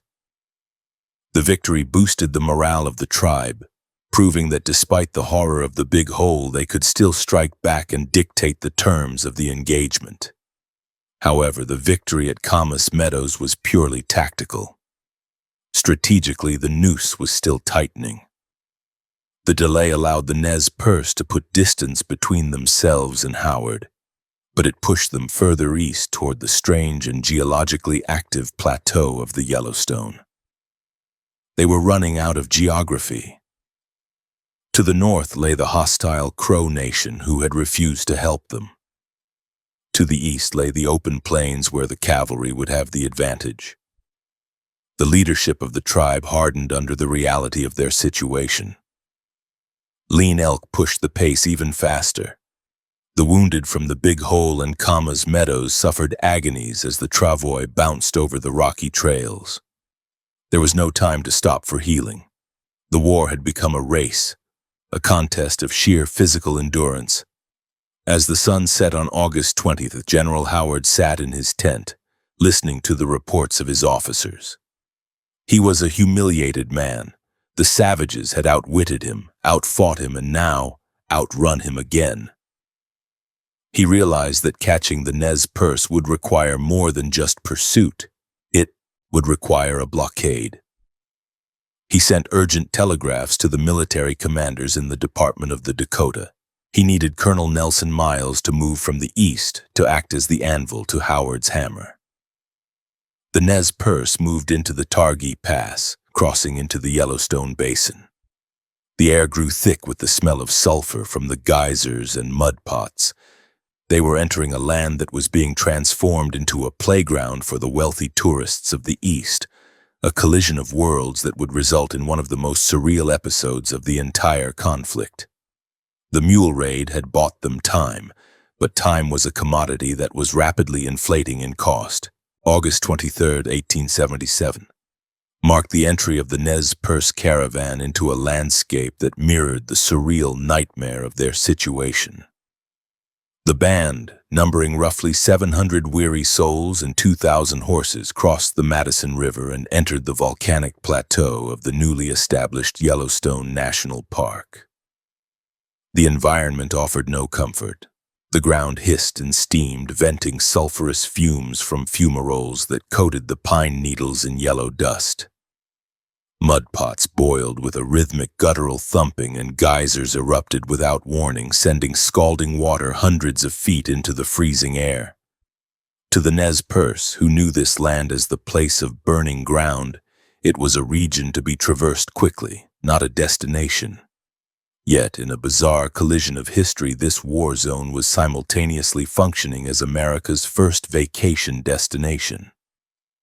General Howard remained bogged down in the tangled timber behind them, waiting for his supply train to recover from the Camas Meadows raid.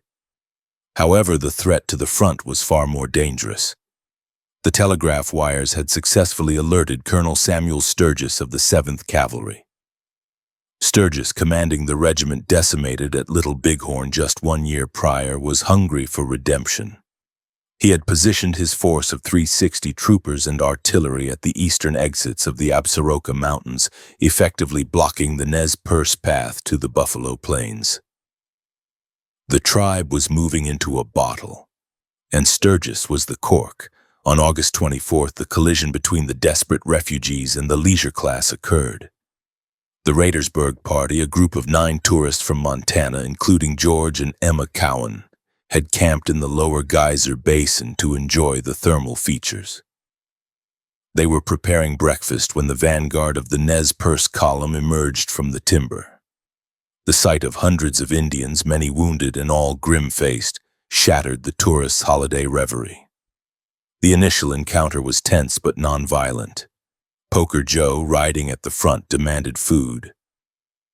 The Cowans handed over their supplies of bacon, sugar, and coffee. The chiefs, fearing that the tourists would ride back to alert Howard of their specific location, ordered the party to travel with the caravan. For several hours, the tourists rode alongside the warriors, witnessing the grim reality of the flight. The women weeping for the dead of the Big Hole. The silent endurance of the wounded warriors tied to their saddles. However, the discipline of the young warriors, frayed by months of combat and the slaughter of their families, finally snapped.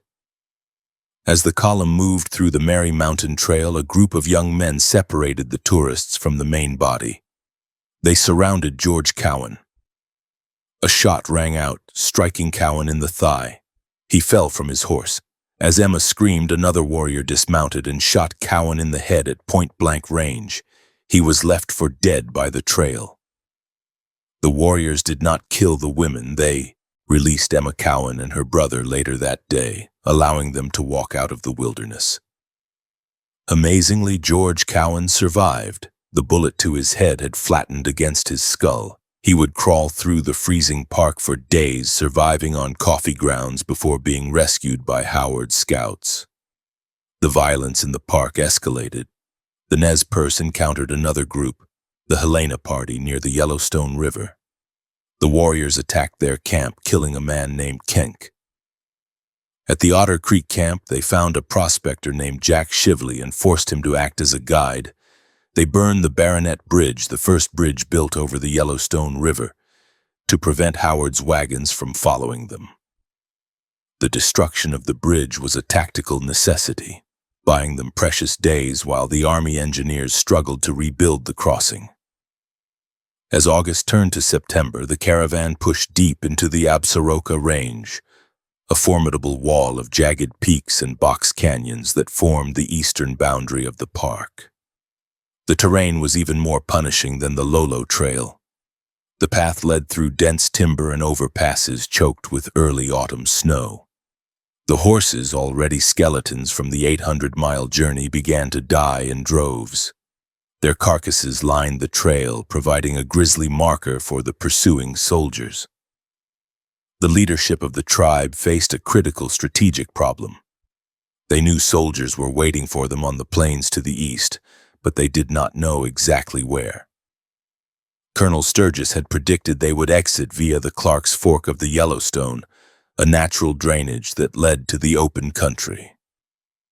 He positioned his troops on the high ridges overlooking the canyon mouth, watching for the dust cloud that would signal their approach. On September 8th, the Nez Perce scouts spotted Sturgis's position. They saw the blue coats on the skyline blocking the only viable exit. The trap was set. To attempt a breakthrough against a dug-in cavalry regiment in a narrow canyon would be suicide. The War Council, led by the tactical brilliance of Poker Joe and the intuitive terrain sense of the unknown scout who devised the plan, executed one of the most brilliant maneuvers in the history of the Indian Wars. The Nez Perce fainted. They directed the lead elements of the column to move south toward the Stinking Water River, now the Shoshone River. They instructed the young boys to tie sagebrush to the tails of the ponies and ride in wide circles on the ridges. The dragging brush kicked up a massive, towering cloud of dust that was visible for miles. Sturgis, watching from his lookout, saw the dust moving south. He concluded that the Indians were heading for the stinking water exit. Sturgis bit on the deception hook, line, and sinker. He ordered his entire command to break camp and march south to intercept the perceived movement. He abandoned his blocking position at Clark's Fork, marching his men away from the actual escape route. As soon as the cavalry disappeared over the southern horizon, the Nez Perce main column stopped, reversed direction, and slipped quietly into the Clark's Fork Canyon. The passage through the canyon was a miracle of logistics. The walls rose vertically for thousands of feet. The trail was a narrow slot, in some places only wide enough for a single horse. At one point, known as the Needle's Eye, the path became so precipitous that the Nez Perce had to slide their horses down rock faces. They muffled the hooves of the animals with rags to deaden the sound. They moved 700 people and 2,000 animals through the slot right under the nose of the Army's lookout post, which was now empty. When Sturgis reached the stinking water and found nothing but empty sagebrush, he realized he had been played. The rage of the 7th Cavalry was palpable. They had been outsmarted by savages. Sturgis turned his exhausted horses around and force-marched them back north, desperate to catch the tail end of the column before they reached the open plains. The Nez Perce emerged from the mountains on September 12th, spilling out onto the prairie near the present-day town of Laurel, Montana. They turned north, heading for the Musselshell River and the Missouri beyond. They believed they had shaken the pursuit again. They raided a stagecoach station near the Yellowstone, taking fresh horses and supplies. But Sturgis was driving his men mercilessly. The cavalry rode 60 miles in a single day, closing the gap. On the morning of September 13th, the Nez Perce caravan was moving up the valley of Canyon Creek. The terrain here consisted of a wide, flat valley floor bordered by steep rimrock bluffs. Classic ambush country. The caravan was stretched out, moving slowly. Suddenly, the scouts at the rear shouted the warning. The blue line of the 7th Cavalry was charging across the plain behind them. This was not a skirmish. It was a race for survival. The women whipped the pack horses into a gallop, stampeding the herd toward the mouth of the canyon where the bluffs would offer protection. The warriors, instantly transitioning from drovers to fighters, wheeled their mounts to form a rearguard line. They had to hold the open ground long enough for the families to enter the canyon. Sturgis ordered a charge. Major Marcus Reno, a survivor of Little Bighorn, led a battalion of cavalry on the left flank. Captain Frederick Benteen led the right. The troopers galloped forward, carbines drawn, expecting to roll over the thin line of warriors. But the Nez Perce marksmen, veterans of White Bird and the Big Hole, did not panic. They dismounted and took positions in the coulees and washouts that cut through the valley floor. The initial volley from the Nez Perce stopped the cavalry charge cold. The accuracy of the warriors at long range was devastating. They targeted the officers. Sturgis's men were forced to halt and dismount 400 yards from the Indian line. The engagement devolved into a long-range sniper duel. The Nez Perce warriors, outnumbered 3-1, fought with a ferocious intensity. They controlled the tempo of the battle, firing and falling back, trading space for time. While the rearguard held the valley floor, another group of warriors scrambled up the steep sandstone bluffs on either side of the canyon mouth. They established positions on the high rimrock. From this elevated vantage point, they could fire down onto the cavalry troopers on the plain below. The plunging fire pinned the soldiers down. Benteen ordered his men to charge the bluffs, but the slopes were nearly vertical and devoid of cover. The soldiers clawed their way up the scree, only to be met by a hail of bullets from the rim. The battle raged for the entire afternoon. The noise was deafening. The the crack of hundreds of rifles echoing off the canyon walls. In the chaos of the canyon floor, the non-combatants performed feats of desperation. An elderly woman whose horse had collapsed stood in the open waving a buffalo robe at the soldiers, screaming defiance until a warrior swooped her up onto his mount. The Nez Perce successfully shepherded the entire caravan into the safety of the canyon. Once inside, the narrow walls prevented the cavalry from flanking them. The warriors held the entrance like Spartans at Thermopylae. They piled rocks to create breastworks. Sturgis brought up his artillery, but the rough terrain made it difficult to sight the guns effectively.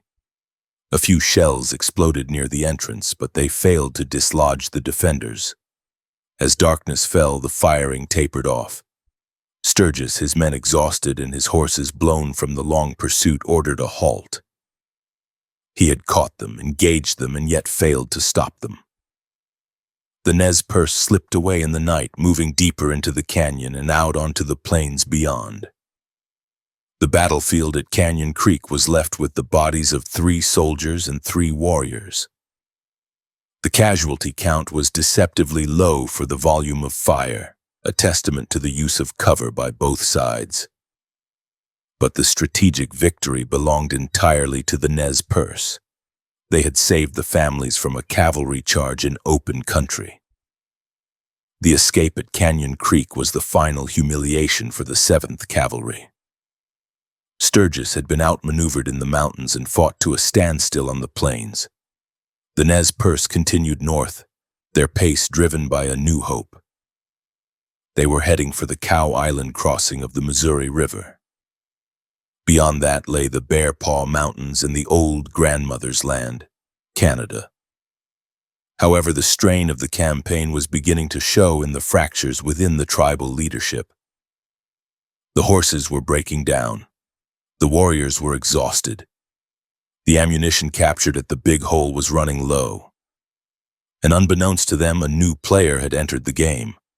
While Howard and Sturgis were chasing from the rear, a telegraph message had reached the Tongue River Cantonment to the east. Colonel Nelson Miles, an ambitious and ruthless commander, was mobilizing a fresh army. He would not chase the Nez Perce, he would intercept them. As the Nez Perce crossed the Musselshell River, the weather began to turn. The crisp days of September gave way to the biting winds of early winter. The skies turned a steel gray, promising snow. The 1,000-mile war was entering its final frozen phase. The tourists of Yellowstone were left behind, a bizarre footnote in a saga of survival.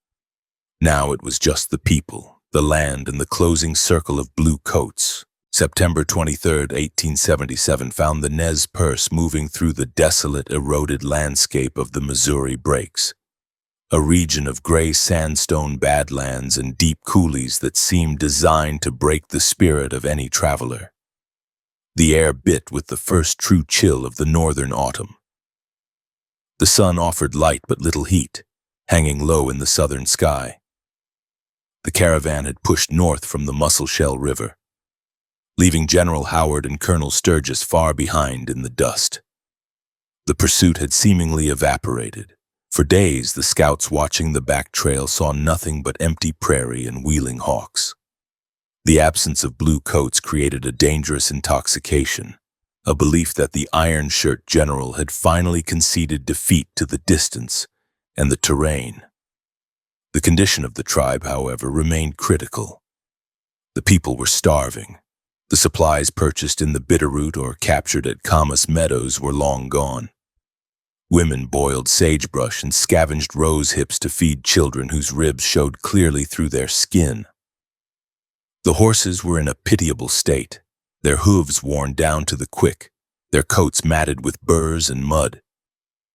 Many animals simply lay down on the trail and refused to rise, forcing families to abandon meager possessions and double up on the surviving mounts. The need for food overrode almost every other tactical consideration. Ahead of them lay the Missouri River, the great artery of commerce for the Montana Territory. On the afternoon of September 23rd, the vanguard of the column crested the bluffs overlooking Cow Island. This location served as the head of navigation for the riverboats during the low water season.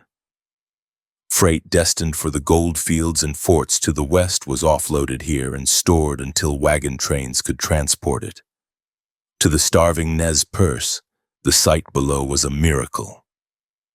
Piles of canvas-covered goods sat near the riverbank. A few log buildings and tents marked the depot. The depot was guarded by a token force. Sergeant William Melchert of the 7th Infantry commanded a detail of 12 soldiers. 4 civilian clerks also resided at the landing. They had received vague warnings of hostile Indians in the territory. But the reality of the war seemed distant until the bluffs above them swarmed with hundreds of riders. Melchert, realizing his command was outnumbered 50 to 1, ordered his men into the shallow rifle pits they had dug around the supply tents. The civilians joined them, clutching double-barreled shotguns and sporting rifles. The Nez Perce did not immediately attack. They still clung to the hope that they could trade rather than fight, especially when the enemy was so insignificant. 2 warriors rode down to the landing under a flag of truce. They asked for food. They offered to pay. Sergeant Melchert, peering over the dirt rim of his entrenchment, refused. His orders were to protect government property. He told the warriors to leave. The refusal, delivered to men watching their children starve, was a death sentence for the depot. The truce ended with a single shot. The warriors on the bluffs opened fire, driving the defenders deep into their holes. The Nez Perce swarm descended the slopes. They did not charge the rifle pits directly. There was no need to waste lives on a dozen men who were effectively paralyzed. Instead, the warriors flanked the position, using the cut banks and ravines to slip behind the defensive perimeter. They moved toward the real objective, the freight. The skirmish at Cow Island became a bizarre looting operation conducted under fire. While Nez Perce marksmen kept Melchert's men pinned with a steady suppression fire, the women and old men brought the pack horses forward. They slashed open the canvas tarps covering the supply dumps. The bounty was staggering. They found sacks of flour, crates of hardtack, sides of bacon, and bags of sugar. They found coffee beans, a luxury they had not tasted in weeks. The scene on the riverbank was one of frantic activity. Women filled parfleches with food, loading the horses until the animals groaned under the weight. Warriors cracked open crates of ammunition, replenishing their bandoliers. They found cast iron skillets and camp equipment to replace what had been lost at the big hole. The soldiers in the pits could do nothing but listen to the sounds of crates shattering and the victorious shouts of the looters. Occasionally, a soldier would pop up to fire a snapshot, only to be driven back down by a dozen return bullets kicking dirt into his eyes. As evening fell, the looting concluded. The Nez Perce took what they could carry, but tons of supplies remained. They would not leave it for the army. The warriors set fire to the remaining stockpiles. The dry canvas and wooden crates caught instantly. The blaze illuminated the canyon walls, casting long, dancing shadows across the water. 50 tons of freight, mining equipment, winter provisions for the forts, and general merchandise went up in smoke. The heat was so intense it forced the soldiers in the pits to cover their faces. The Nez Perce moved out under the cover of the smoke and darkness, heading north up Cow Creek. They camped only a few miles from the depot, feasting on the captured bacon and biscuits. The mood in the camp was jubilant. They had crossed the last major geographic barrier. The Missouri River was behind them. Ahead lay the open grass of the northern plains and the sanctuary of the Grandmother's Line, the border with Canada. The next morning, September 24th, the column resumed the march up the narrow defile of Cow Creek Canyon. The terrain here was treacherous, a maze of vertical sandstone walls and muddy creek crossings. As they moved up the canyon, they encountered a wagon train owned by the firm of Kleinschmidt and Brothers. The train, consisting of 35 wagons hauled by oxen, was heading south to the landing to pick up freight. The teamsters, seeing the Indians parked, their wagons in a defensive corral. The warriors, energized by the success at Cow Island, attacked the train. The teamsters fought back from behind their wagon wheels, but they were outclassed. The warriors pinned them down, killed one teamster, and then proceeded to burn the wagons. The smoke from the burning bull train joined the haze from the depot fires, marking the Nez Perce passage with a pillar of cloud visible for 50 miles. However, a new threat materialized from the west. Major Guido Ilges, commanding a scratch force from Fort Benton, had seen the smoke. He arrived at Cow Island on September 25th with a small detachment of volunteers and soldiers. Finding the depot in ashes, he pursued the Nez Perce up Cow Creek. He engaged the rear guard in a brief, sharp firefight. The Nez Perce, having no interest in a prolonged engagement, held him off with long-range rifle fire while the main column cleared the canyon rim. Ilges, realizing he was outgunned and risking annihilation in the rough terrain, wisely withdrew. The Nez Perce emerged from the Missouri Breaks onto the rolling prairie south of the Bear Paw Mountains. The date was September 26th. They were approximately 80 miles from the Canadian border. The weather turned brutal. A cold front swept down from the Arctic, dropping temperatures below freezing and bringing snow squalls that dusted the brown grass with white. The wind howled across the open plains, cutting through the thin blankets of the refugees. A critical leadership dispute erupted in the council. Lean Elk, Poker Joe, who had driven the people relentlessly since the Big Hole, argued for speed. He knew the geography. He knew that 80 miles could be covered in 2 hard marches. He urged the chiefs to push on, to ignore the exhaustion and the hunger, and to not stop until they were across the line. He sensed with the instinct of a hunted animal that the pause in the pursuit was an illusion. But the people were broken. The older chiefs, particularly Looking Glass, looked at the suffering around them. The horses were lame. The wounded were dying in the cold.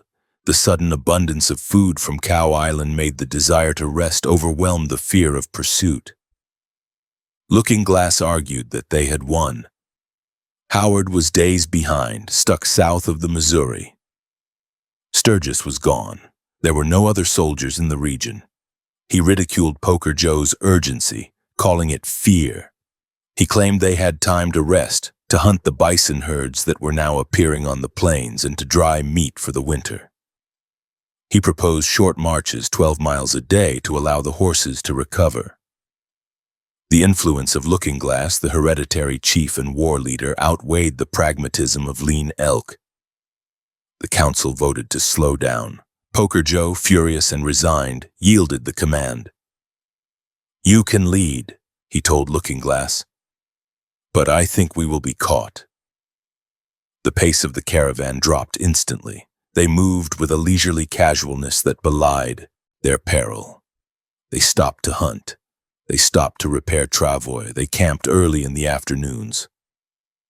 On September 29th, the Nez Perce reached Snake Creek, a tributary of the Milk River located on the northern slope of the Bear Paw Mountains. The location seemed ideal for a long rest.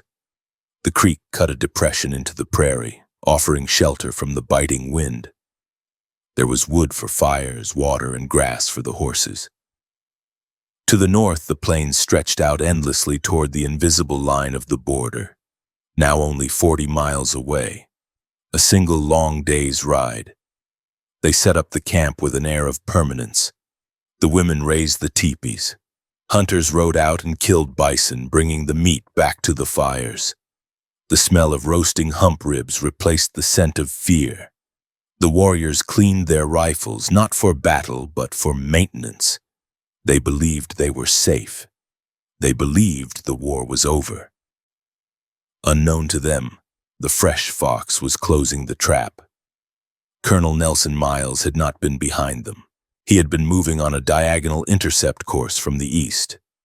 Miles had left Fort Keogh on September 18th with nearly 400 men, including units of the 2nd Cavalry, 7th Cavalry, and 5th Infantry. He also brought 2 artillery pieces and a large contingent of Cheyenne and Sioux scouts, traditional enemies of the Nez Perce who were eager to fight the intruders. Miles moved with a ruthless efficiency that matched the weather. He force-marched his men through the freezing mud, covering nearly 260 miles in 12 days. He kept his movement screened by his Indian scouts. While the Nez Perce were looting Cow Island, Miles was crossing the Missouri River by steamboat miles downstream. While the Nez Perce were arguing in council, Miles was cutting across the arc of their travel. On the morning of September 29th, as the Nez Perce settled into the Snake Creek camp, Miles's scouts located their trail. The scouts reported the village location to the colonel. Miles ordered his column to close the distance. He kept his troops behind the ridges, hiding their dust. He wanted to hit them before they could break camp. The Nez Perce camp on that final Saturday of September was a scene of domestic tranquility. Children played in the coulees, women scraped hides. Looking Glass rode through the village, vindicated. He had brought them to the buffalo country. He had outsmarted the soldiers. The Canadian border was so close they could almost smell the freedom. The vigilance that had saved them at Canyon Creek and Camas Meadows relaxed. They posted no distant sentries to the south, believing the only danger lay behind them on the Missouri River. The tragedy of the situation lay in the geometry of the intercept. If the Nez Perce had listened to Poker Joe and maintained their pace, they would have been in Canada by September 27th. If they had bypassed Cow Island, they would have been safe. Every hour spent looting the flour, every hour spent resting the lame horses allowed Nelson Miles to close the gap by 4 miles. The margin of error had been consumed by the decision to rest. The sky on the evening of September 29th turned a bruised purple, heavy with snow. The wind picked up, rattling the teepee poles. Inside the lodges, the families slept warmly for the first time in weeks, bellies full of government bacon and buffalo meat. They did not hear the jingle of bits or the creak of leather as 400 soldiers and 30 Cheyenne scouts moved into attack positions just a few miles to the south. The race was over. The Nez Perce had lost it not by being outfought, but by underestimating the relentless mechanical nature of the machine hunting them. They were 40 miles from salvation, but they might as well have been 1,000. September 30th, 1877, began with a stillness that belied the catastrophe hurtling across the prairie. The Nez Perce camp lay tucked inside a crescent-shaped depression cut by Snake Creek, a tributary of the Milk River. The coulee offered natural protection from the biting northern wind, its steep banks rising 10 to 20 feet above the creek bed to the level of the surrounding plains. Smoke drifted lazily from the smoke holes of the lodges as the women prepared the morning meal, roasting the hump ribs of the bison killed the day before. The camp was awake but relaxed, the people resting in the false security of the empty horizon. They were 40 miles from the Canadian border. To the exhausted families, those 40 miles felt like a single day's ride, a final sprint to freedom that they would undertake after one more day of rest. On the bluffs above the camp, a few young boys tended the massive herd of nearly 3,000 horses. One of them looked south and saw a dark, undulating mass cresting the ridgeline 3 miles away. At first glance, it resembled a herd of stampeding buffalo, a common enough sight that usually signaled food.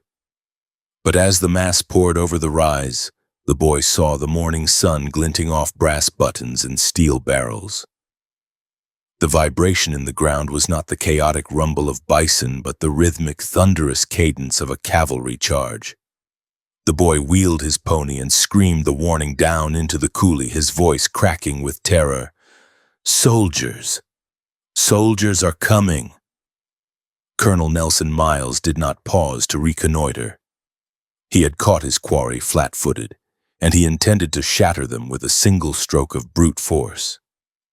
He deployed his 600 men on the run, signaling the charge before the lines were even fully formed.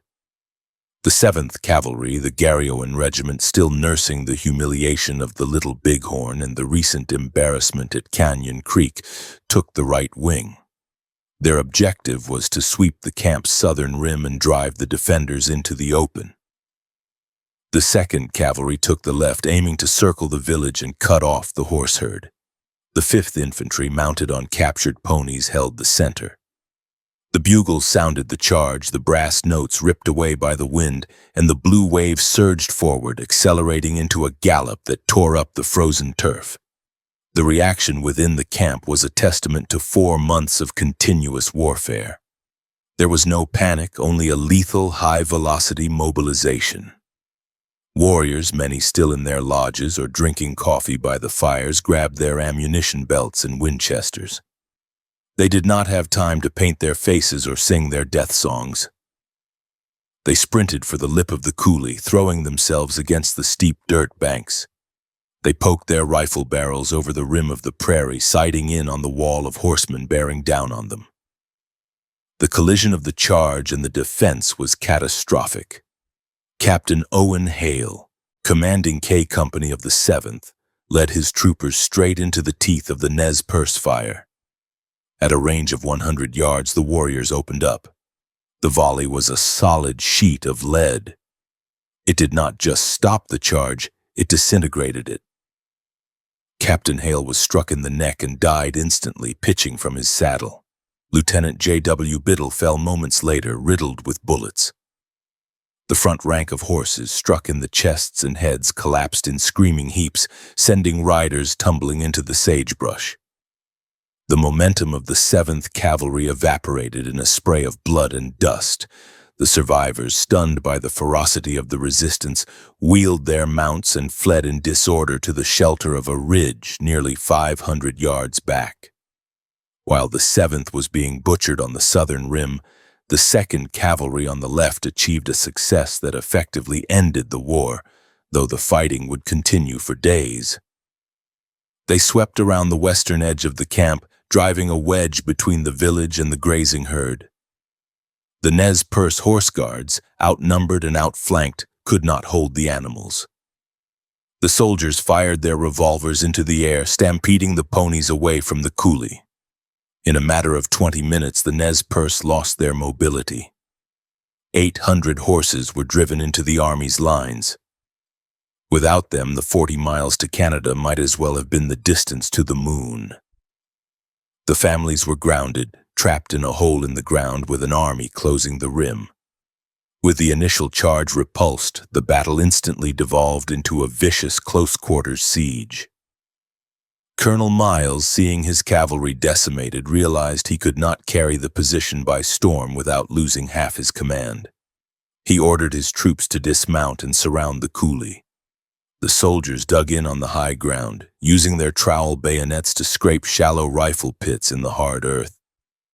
They established a ring of fire that commanded every inch of the camp below. The geography of the Snake Creek coulee turned into a death trap. The camp was located in the bottom of the ravine, meaning the soldiers on the rim could fire down into the lodges. The Nez Perce dug frantically. Women used digging sticks, knives, and bare hands to hollow out shelter pits in the walls of the coulee and beneath the lodge floors.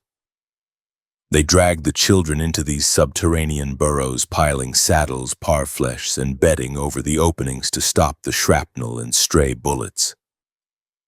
The casualties among the Nez Perce leadership on that first day stripped the tribe of its tactical genius.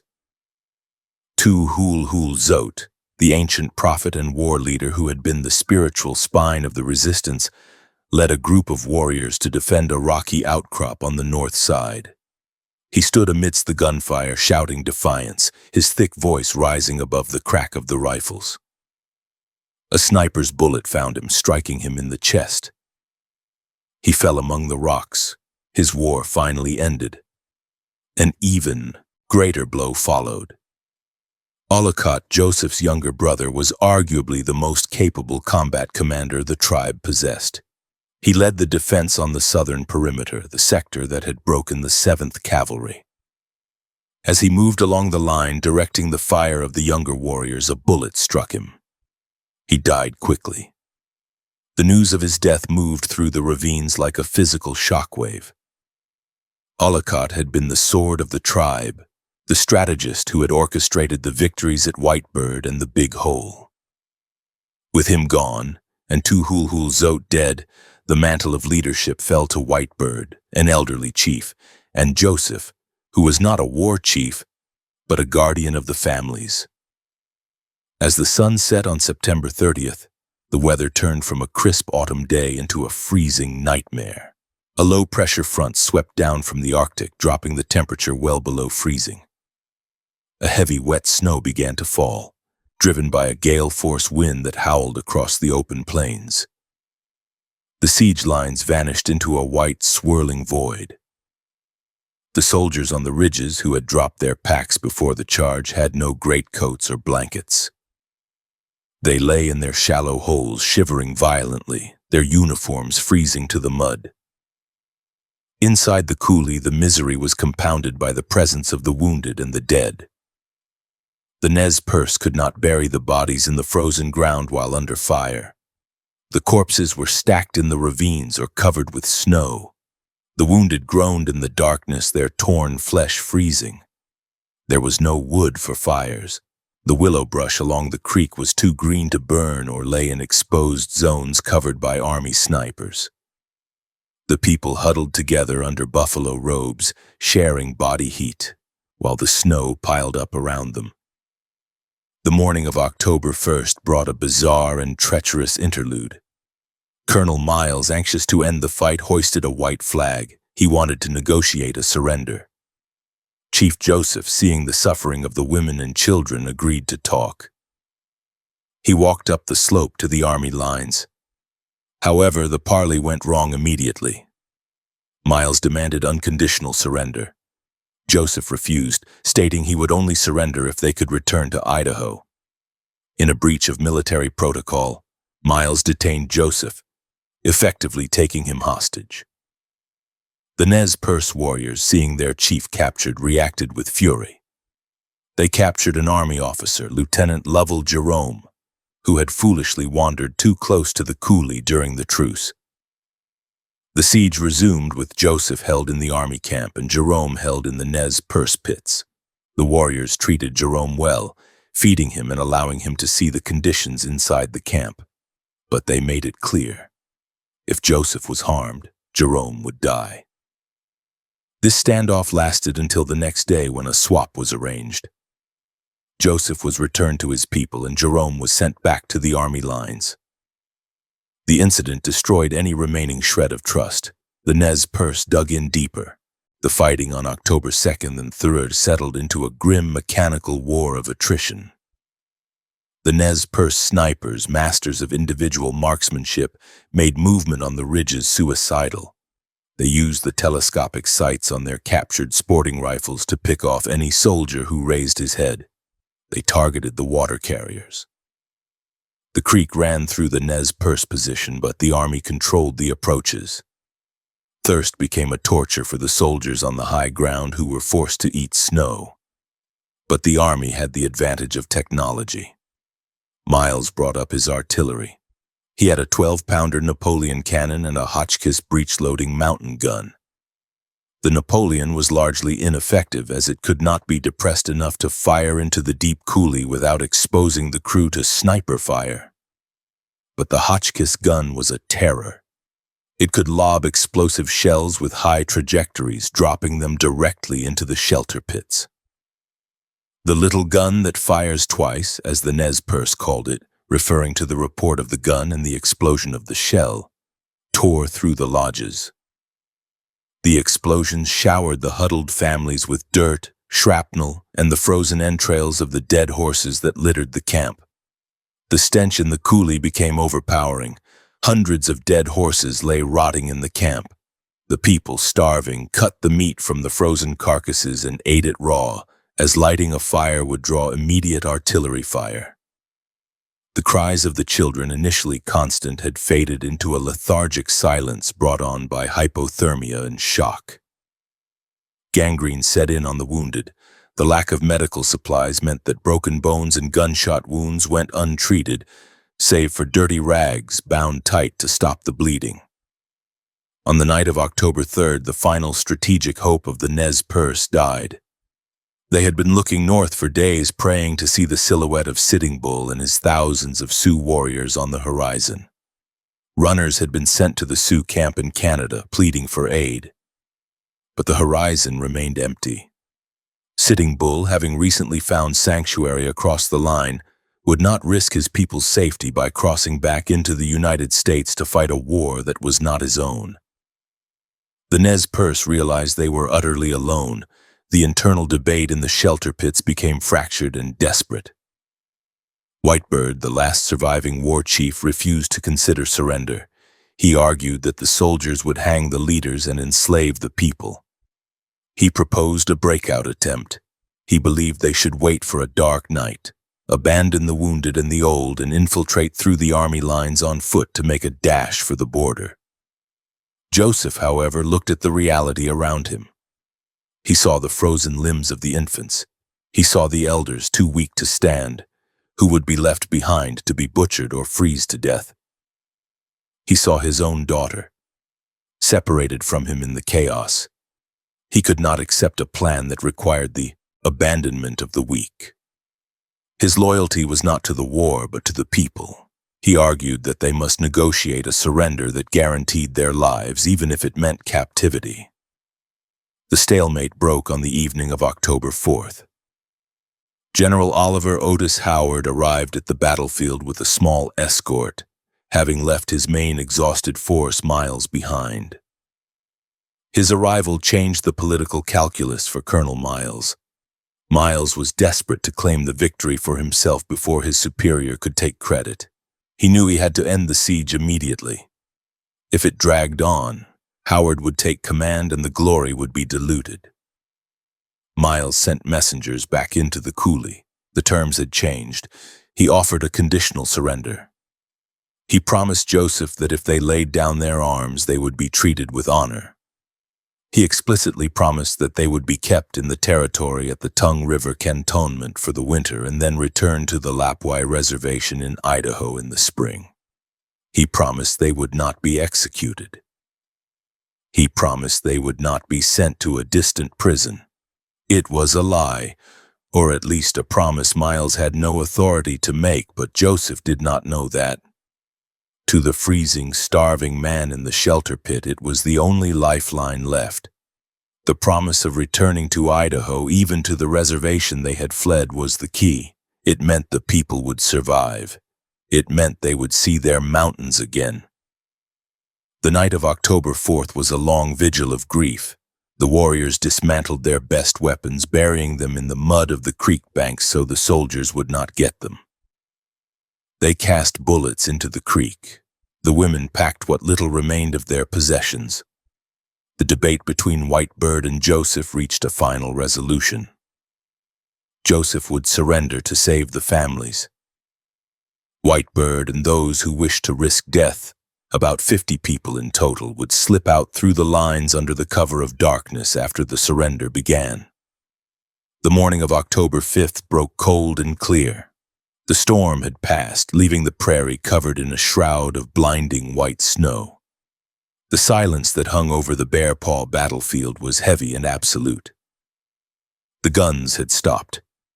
The groans of the wounded seemed louder in the quiet. On the ridge, the army officers stood in a group waiting. General Howard, huddled in his greatcoat, and Colonel Miles, anxious and impatient, watched the rim of the coulee. Inside the camp, Joseph prepared himself. He did not dress as a beggar. He wore his leggings and a gray woolen shawl that showed the scars of the journey, bullet holes tearing the fabric. He verified that the other chiefs were dead or hidden. He looked at the faces of his people, gaunt, blackened by smoke, hollow-eyed, and saw that they could endure no more. The 1,170-mile fighting retreat, a tactical masterpiece that had humiliated the United States Army across 4 territories, was over. It had not ended in a blaze of glory, but in a frozen hole in the ground, suffocated by the sheer weight of a nation that would not let them be. Joseph mounted his black horse, his head bowed against the wind, and began the slow ride up the slope toward the waiting officers. October 5th, 1877 arrived with a bleak, gray stillness that seemed to press the very air out of the bare-paw battlefield. The wind had died down, leaving the snow-covered prairie locked in a frozen silence. On the ridgeline overlooking the Snake Creek coulee, the officers of the United States Army stood in a loose cluster, their breath steaming in the frigid air. General Oliver Otis Howard, wrapped in a heavy buffalo coat, stood alongside Colonel Nelson Miles. Nearby, Lieutenant Charles Erskine Scott Wood prepared his notepad and pencil, ready to record the translation of the final words of a war that had spanned 4 months in 3 territories. The soldiers in the rifle pits rested their weapons on the frozen earth, watching the dark gash of the ravine below. At 4 p.m., movement stirred at the mouth of the coulee. A small group of Nez Perce warriors on foot emerged, walking slowly up the slope. Behind them, a lone rider appeared on a black horse. Chief Joseph rode with his head bowed, his shoulders slumped under the invisible weight of the decision he had made. He wore a gray woolen blanket pulled tight against the cold, his leggings dark with the mud of the shelter pits. Across the pommel of his saddle lay a Model 1866 Winchester carbine. He did not look at the soldiers lining the ridge. His eyes remained fixed on the ground, or perhaps on a future he could no longer envision. Joseph rode directly toward the group of officers. He dismounted with the stiffness of a man who had lived in a freezing hole for 5 days. He walked to General Howard, the man who had chased him for over 1,000 miles, and held out the rifle, but first. It was a gesture of supreme submission, offering the weapon to the highest-ranking officer present. Howard, respecting the protocol of the battlefield and the man who had actually cornered the tribe, motioned with his hand toward Colonel Miles. Joseph turned and handed the carbine to Miles. The colonel took the weapon. The metal was cold. The surrender was not merely a transfer of hardware. It was a formal diplomatic conclusion. Joseph stepped back and began to speak. His words were in the Nez Perce language, directed at the interpreter Ad Chapman. Chapman, a man who had often been an enemy to the tribe, translated the speech into English for the officers. Lieutenant Wood scratched the words onto his paper as they were spoken, capturing a cadence of grief that would echo through history. Joseph spoke of his exhaustion. He spoke of the chiefs who were dead, Looking Glass, Tuhulhulzot, and his own brother Olocott. He spoke of the young men who now had to lead, and how their chiefs were gone. He spoke of the cold. "It is cold, and we have no blankets," he said. "The little children are freezing to death. My people, some of them, have run away to the hills and have no blankets, no food. No one knows where they are. Perhaps freezing to death. I want to have time to look for my children and see how many of them I can find. Maybe I shall find them among the dead." He paused, looking out over the snow-covered plains that stretched endlessly toward the Canadian border. The sanctuary they had missed by a single day's ride. He turned back to the officers. "Hear me, my chiefs. I am tired. My heart is sick and sad. From where the sun now stands, I will fight no more forever." The finality of the statement signaled the end of the Nez Perce nation as a sovereign entity. The surrender of the rifle triggered the evacuation of the coulee. Slowly, like ghosts rising from the earth, the people began to emerge from the shelter pits. The sight stunned the soldiers on the ridge. They had been fighting a phantom enemy for days, and now they saw the reality. The Nez Perce were skeletons. Their faces were gaunt, skin stretched tight over cheekbones blackened by smoke and frostbite. Many were wounded, their bandages stiff with dried blood and pus. They walked with a shuffling gait, feet wrapped in rags because their moccasins had worn away weeks ago. The warriors walked to the designated surrender pile and laid down their weapons. They surrendered a heap of firearms, but the soldiers noticed a discrepancy immediately. The pile consisted largely of old trade muskets, broken pistols, and worn-out hunting rifles.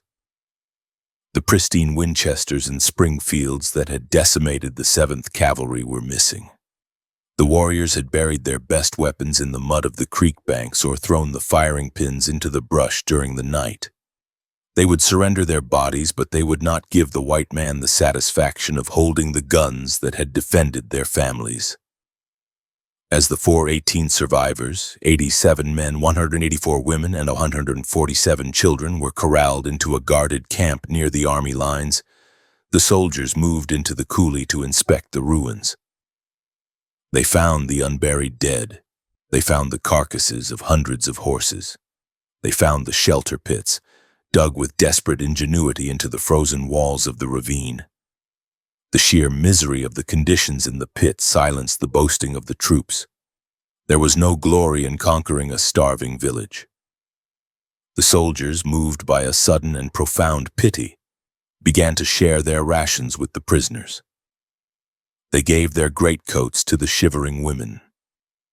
The animosity of the firefight evaporated, replaced by a mutual recognition of suffering.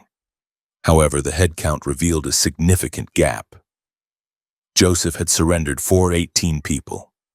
The village had contained nearly 700 at the start of the siege. Many had died, but not that many. The missing were accounted for that night. Whitebird, the elderly chief who had refused to surrender, had not been idle during the truce discussions. While Joseph prepared to ride out, Whitebird and a group of approximately 50 followers, including 14 warriors, had prepared to vanish. They knew the army lines were porous at night, the soldiers were exhausted, and the celebration of the surrender would lead to lax sentries. Under the cover of the darkness that followed the surrender, Whitebird's group slipped out of the coulee. They moved on foot, stepping carefully to avoid cracking the ice on the creek. They crawled through the draws between the army campfires. They made it through the lines. Once clear of the immediate perimeter, they began a desperate foot race for the Canadian border. They had no horses, no food, and only the clothes on their backs. They walked 40 miles through the snow. They reached the camp of Sitting Bull in Saskatchewan days later, half dead from exposure. The Sioux took them in. Whitebird had kept his word. He never surrendered to the U.S. government. But his freedom came at the cost of permanent exile. He would live out his days in Canada, a chief without a country, eventually killed by a fellow Nez Perce in 1892. For Joseph and the main body of the Nez Perce, the surrender marked the beginning of a betrayal that would rival the war itself in cruelty. Colonel Miles had promised Joseph that they would be kept at the Tongue River Cantonment in Montana for the winter, and then return to the Lapwai Reservation in Idaho in the spring. Joseph had surrendered based specifically on this term. Miles intended to keep his word. He respected Joseph. He viewed the Nez Perce not as savages, but as worthy adversaries who had fought a brilliant military campaign. The prisoners were marched south to the Tongue River, now Miles City. The journey was a funeral procession. The wounded rode in army wagons or on travois. The able-bodied walked. Upon arrival, Miles settled them near the fort. He advocated strongly to his superiors, General Terry and General Sheridan, that the terms of the surrender be honored. He argued that the Nez Perce had been punished enough and that their return to Idaho would pose no threat. But the telegraph wires carried a different logic. General William Tecumseh Sherman, the highest-ranking officer in the army, was in no mood for mercy. He viewed the Nez Perce War not as a military engagement, but as a criminal insurrection. He believed that allowing the Nez Perce to return to the Northwest would signal to other tribes that they could revolt, kill settlers, and then simply surrender and go home. He ordered that the terms be revoked. The Nez Perce were to be treated as prisoners of war and exiled to the Indian Territory, modern-day Oklahoma. When Miles received the order, he was furious. He felt his honor had been compromised. He had given his word as an officer, and the government was making him a liar. He apologized to Joseph. Joseph listened with a stone face. He had expected this. He knew the white man's government did not speak with one tongue. "You see," Joseph said, "it is as I said. The white man has no memory." In November, the Nez Perce were loaded onto flatboats on the Yellowstone River for the journey east. They were floated down the Missouri to Fort Abraham Lincoln near Bismarck, Dakota Territory. The journey was a spectacle. At every stop, crowds of settlers gathered to gawk at the hostiles. They paid money to see Chief Joseph treating the prisoners like animals in a traveling menagerie. The Nez Perce endured the stares with a dignified silence. They sat on the decks of the boats wrapped in their blankets, watching the landscape change from the high plains of their home to the flat gray woodlands of the Midwest. From Bismarck, they were put on trains. For people who had lived their entire lives on horseback, the train was a terrifying sensory assault. The noise, the smoke, and the speed disoriented them. They were shipped to Fort Leavenworth, Kansas. Here they were held in a low-lying encampment between a lagoon and the river. It was a swamp. The water was stagnant. The air buzzed with mosquitoes. The physical destruction of the tribe, which the army had failed to achieve with howitzers, was accomplished by disease. Malaria and cholera swept through the camp. The Nez Perce, adapted to the high, dry mountain air of Idaho, had no immunity to the swamp fevers.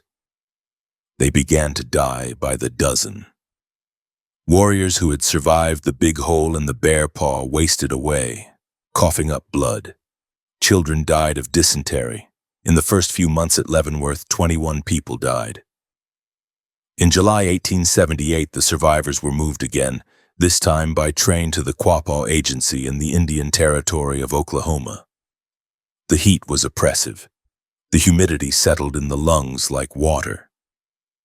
This place, which the Nez Perce called Ikishpa, the hot place, was a graveyard. They were given land that was unworkable. They had no equipment. They sat in the heat, listless and grieving. The death rate soared. In the first 2 years of exile, nearly 100 Nez Perce died. The tribe was dying of broken hearts and bad air. Joseph became a tireless diplomat for his people. He petitioned the government constantly. He traveled to Washington, D.C. in 1879, meeting with President Rutherford B. Hayes and giving interviews to the press. He spoke eloquently of the injustice. "Good words do not give me back my children," he told the politicians. "Good words will not give my people good health and stop them from dying. Good words will not give my people a home where they can live in peace and take care of themselves. I am tired of talk that comes to nothing. It makes my heart sick when I remember all the good words and all the broken promises." His advocacy slowly turned public opinion. The American public, once thirsty for Nez Perce blood, began to see them as victims of a cruel bureaucracy. The Red Napoleon became a tragic hero. But the wheels of government ground slowly. It took 7 years of dying in the hot place before the order came. In 1885, the government finally relented, but with a cruel twist. The Nez Perce would be allowed to return to the Northwest, but they would be divided. The Christians and those deemed peaceful would be allowed to go to the Lapwai Reservation in Idaho. But Joseph and the hostiles, the 150 survivors of the Wallowa Band, were considered too dangerous to return to their homeland. They were sent instead to the Colville Reservation in northern Washington state, hundreds of miles from the Wallowa Valley. Joseph never saw his beloved Wallowa Valley again. He lived out the rest of his life at Colville, a leader in exile. He died on September 21, 1904, while sitting by his campfire. The agency physician listed the cause of death as a broken heart. The 1,000-mile war of 1877 did not end with a treaty or a handshake. It ended with a slow, grinding erasure. The Nez Perce had proven they could outfight and outmaneuver the United States Army. They had conducted a retreat that military scholars would study for a century. They had adhered to a code of conduct that shamed their pursuers. But in the end, the geometry of the conquest was inescapable. The telegraph, the railroad, and the sheer numerical weight of the settlement crushed them. As the snow filled the coulee at Bear Paw on that October afternoon, covering the bodies of the dead and the tracks of the ponies, it marked the closure of the western frontier. The free-roaming life of the horse tribes was finished. The fences were going up. The bison were vanishing. The Nez Perce were the last to try, the last to believe that if they just rode far enough, fast enough, they could find a place where the world was still theirs. They found instead that the map had no blank spaces left. The sun had set on the Wallowa, and from where it stood now, the fight was indeed finally over.